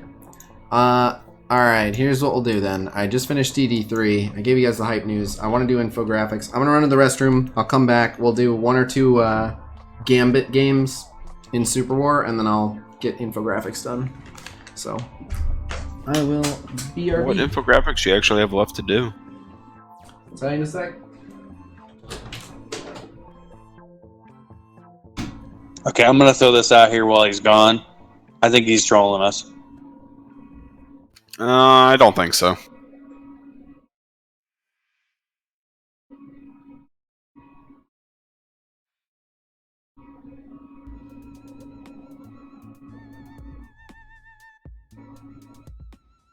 I mean, because am I wrong? Like, there can't be just... It'd have to be like 10 character kits for it to be that hype. I'd say he wouldn't loop Valley into it if it was trolling. You know what I mean?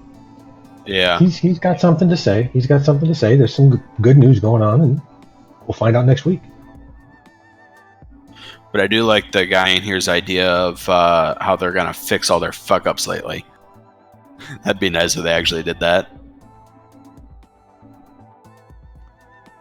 I mean, like... nobody wants to ever be the person to say, like, yeah, I fucked up, but I mean, it buys so much goodwill that it's almost stupid not to do it.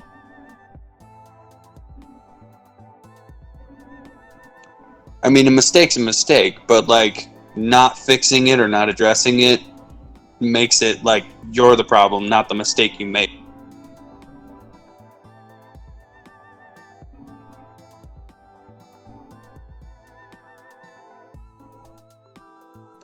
I don't know. I'm just gonna try to like forget this whole conversation because all it's gonna do is bother me for a week.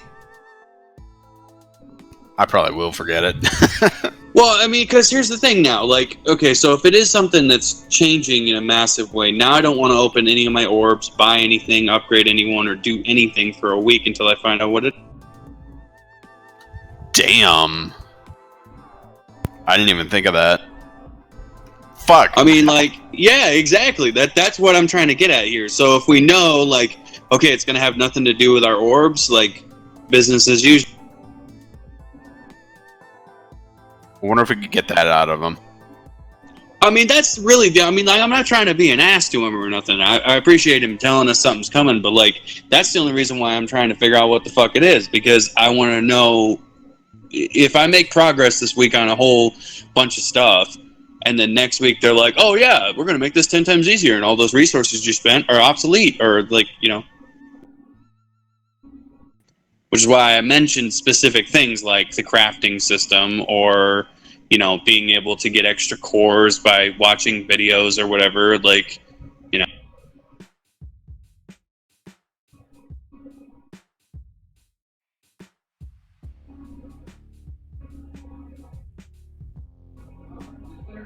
I think in general, everyone would be massively surprised by how little they would need to, because I get the whole, like, you know, asking for character shards or pieces of equipment from your alliance or whatever, but you wouldn't need to do that if you were able to craft your greens into blues, even at a 10 times ratio. So like, it takes 10, you know, green, you know, whatever those things, whatever material you need, and then turn 10 of the blue ones into a purple, and then 10 purples into a whatever. Even at that ratio, you wouldn't need. I mean, it would at least suffice for a while. Yeah, the crafting mechanism would be pretty cool. And not to mention, it would take the obsolescence out of buying the 2,500 pieces at the bottom of the store, because then you would know after you did that 10 times, you'd have something to show for. Yeah, but a lot of those greens don't have a blue equivalent. I mean, some do, but most don't, I think. Well, then all you got to do is make a trash system where you throw stuff into whatever, get a material to make stuff. And then it takes, you know, X amount of material to make a green piece, a blue piece, a purple, whatever, and you could throw that in. would be nice. Why would they introduce a way for you to generate more gear for free when they can sell you gear instead? For one, it's only going to make it, like, okay, so think about it in short, mid-range, and long-term. Short-term, immediately a bunch of people are going to have extra gear on characters, inevitably, because we have a ton of green gear and ability materials. I mean, I'm sure there are people that have hundreds of thousands of certain pieces that they're never going to be able to use because they're never going to come out with enough characters for them to be used. So immediately you'd be able to pump, and that's why I said that, like a times 10 ratio. So like if you were able to take, you know, 10 pieces of blue gear that you don't really use because all your people are in tier 9 to 13. Read chat. I always encourage anyone to talk on voice chat. Read chat. Make sure what you're saying is in line with the thoughts of the general chat. Just unlocked Ultron, pissed off the neighbors with my victory yell. They could deal with it. High five, Mr. H. Alright. They scatter and deal to enemies in range. Okay. The first one throws all the energy. I'm reading Gambit's abilities. All energy cards in his hand in a specified direction, dealing physical damage to everyone in their path. More than one card hits the same target. Subsequent ones deal extra energy damage. Damage dealt by a single energy card decreases each time it passes through. The time his basic attack hits an enemy hero, he gets 2 energy card and can store up to 14. If they aren't used, the stack returns to 1. Leaps in the specified direction, dealing physical damage, inflicting a slow to enemies. Pole vaults in the specified direction, immune to enemy damage and control effects. Throws 8 cards in all directions around him, dealing physical damage. Card explodes after a brief delay upon reaching the max distance, dealing physical damage to enemies in range. He gets 8 energy cards and refreshes his first ability. Cool. Interim supply box.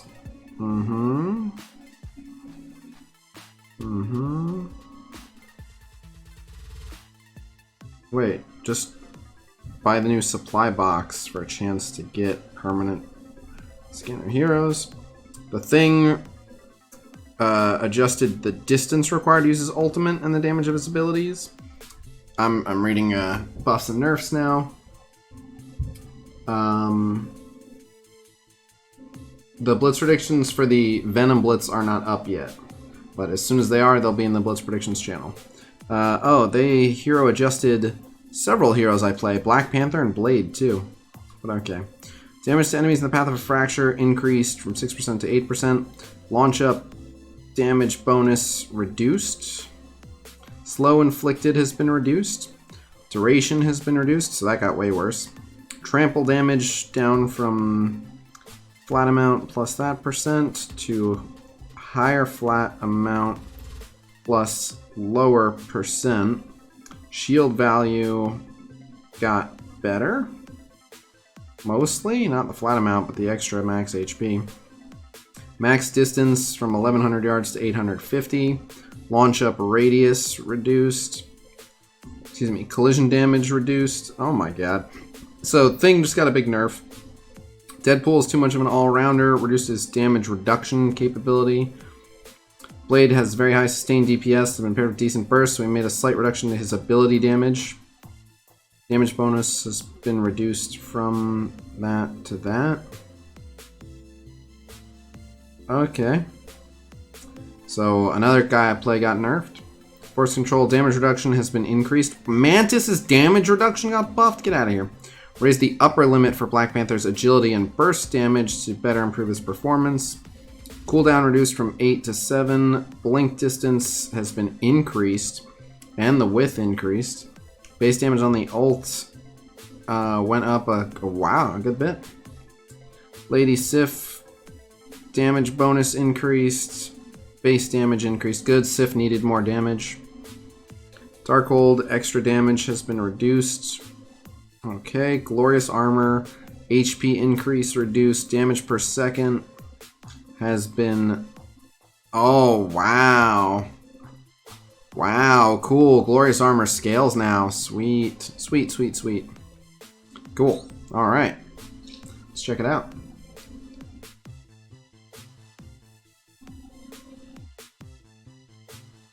I wish this game was available in Australia. It is. If you know how to look.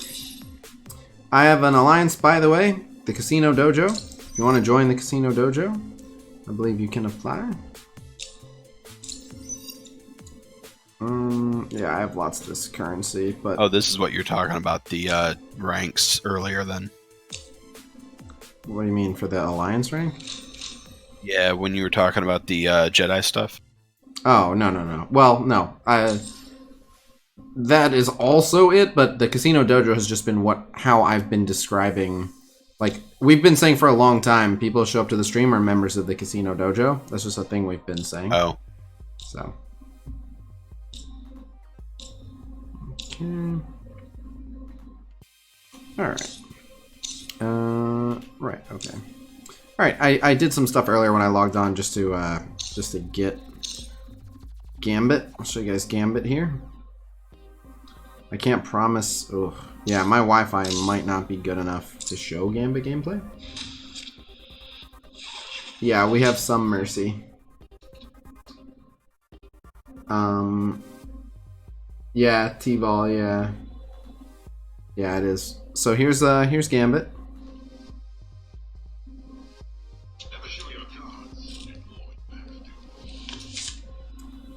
I was turning it up so you can hear what he says. And then this is his skin, which looks like Chandalar Spy. Anyone know what this skin is from? Anyone recognize this from a comic line or something? No, you don't have to call me Sensei. But you do have to call me Senpai. Not gonna happen. Increasing his attack speed and dealing extra damage. Cool. So he's still Day 41 of DD3 with your roster? Yeah. Ping's getting a little bit lower. So the thing is, everyone is going to try to play Gambit. If I try to queue up for a game, it's literally going to be who can lock in Gambit the fastest. And then I'll still like have like a terrible comp around me. But I'll try. Oh wow, I was able to queue? Wow. Simum, it's nothing personal. I know you want to play. I'll try to bring you guys in. But I had to like I figured it would take me a while to even be able to queue. Get you guys in next game. Alright, I don't know where he is, so I don't know if I'll be able to lock him in fast enough. And also, I have not played him before, so I'm gonna suck at him. And playing Marksman with low ping is already bad news bears. Oh, and here we go. Well, I mean high ping?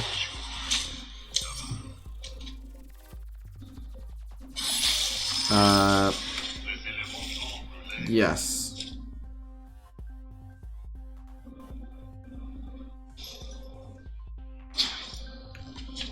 Hawkeye, don't make us go double marksman, man. And then there's Hello wanting bot lane too. I think that's Hello. Need tank hero? Tell the support.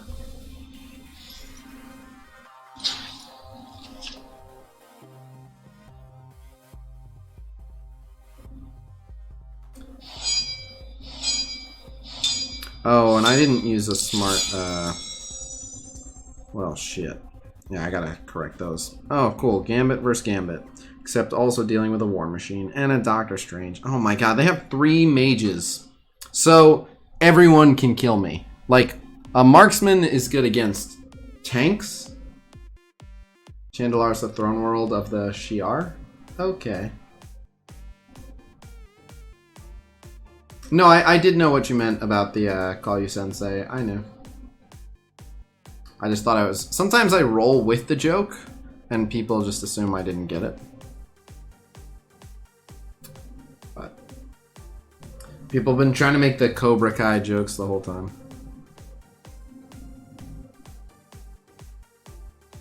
Interestingly, the person named Super Hella isn't playing Hella.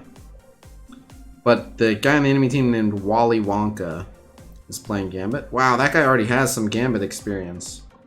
No fair. I have no idea what I'm doing on this guy. I'm gonna get destroyed. You guys do understand you're about to see me get annihilated as Gambit, right? Also, what's with his eyes? Does he have red eyes or something? Is that a thing that Gambit has like red eyes? Right? Am I crazy? He has red eyes. Looks like you got the corrupted version of Gambit over there.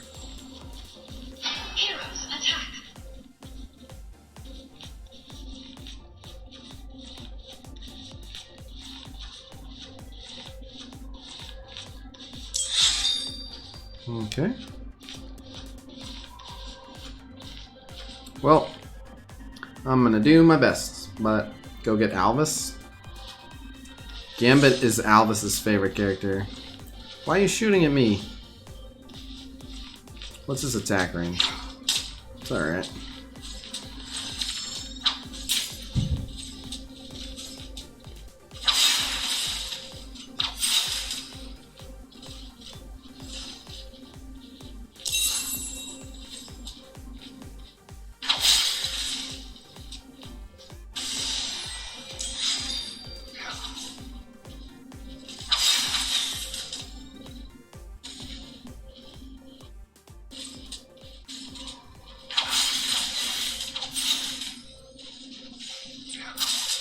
Oh, okay. I understand. It gets wider and wider. Okay. And it builds up. Okay. Wait, so he had 2 there. But they went away?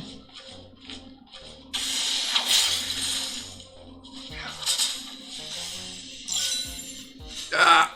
No! I'm gonna die. I'm gonna die. Yep. Hawkeye, you know you have a slow, right, dude? No, now you're gonna die too. Okay. Did you even press your heal? Do you even have a heal? What's your summoner? Oh, he did. Did he press it after I died? Well, that's rough. But double marksman's still rough. Captain Marvel does still show up in the Elite store, yeah. You pay your money and you take your chances.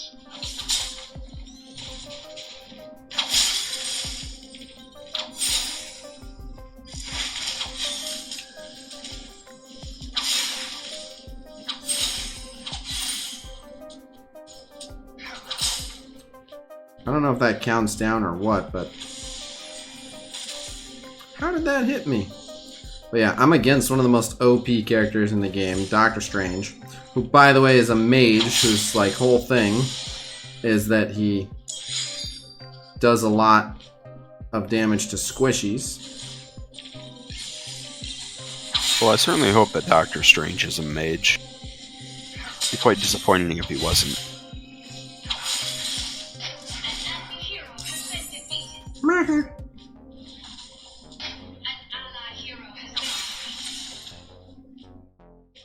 I know he's gonna fucking take a shot at me.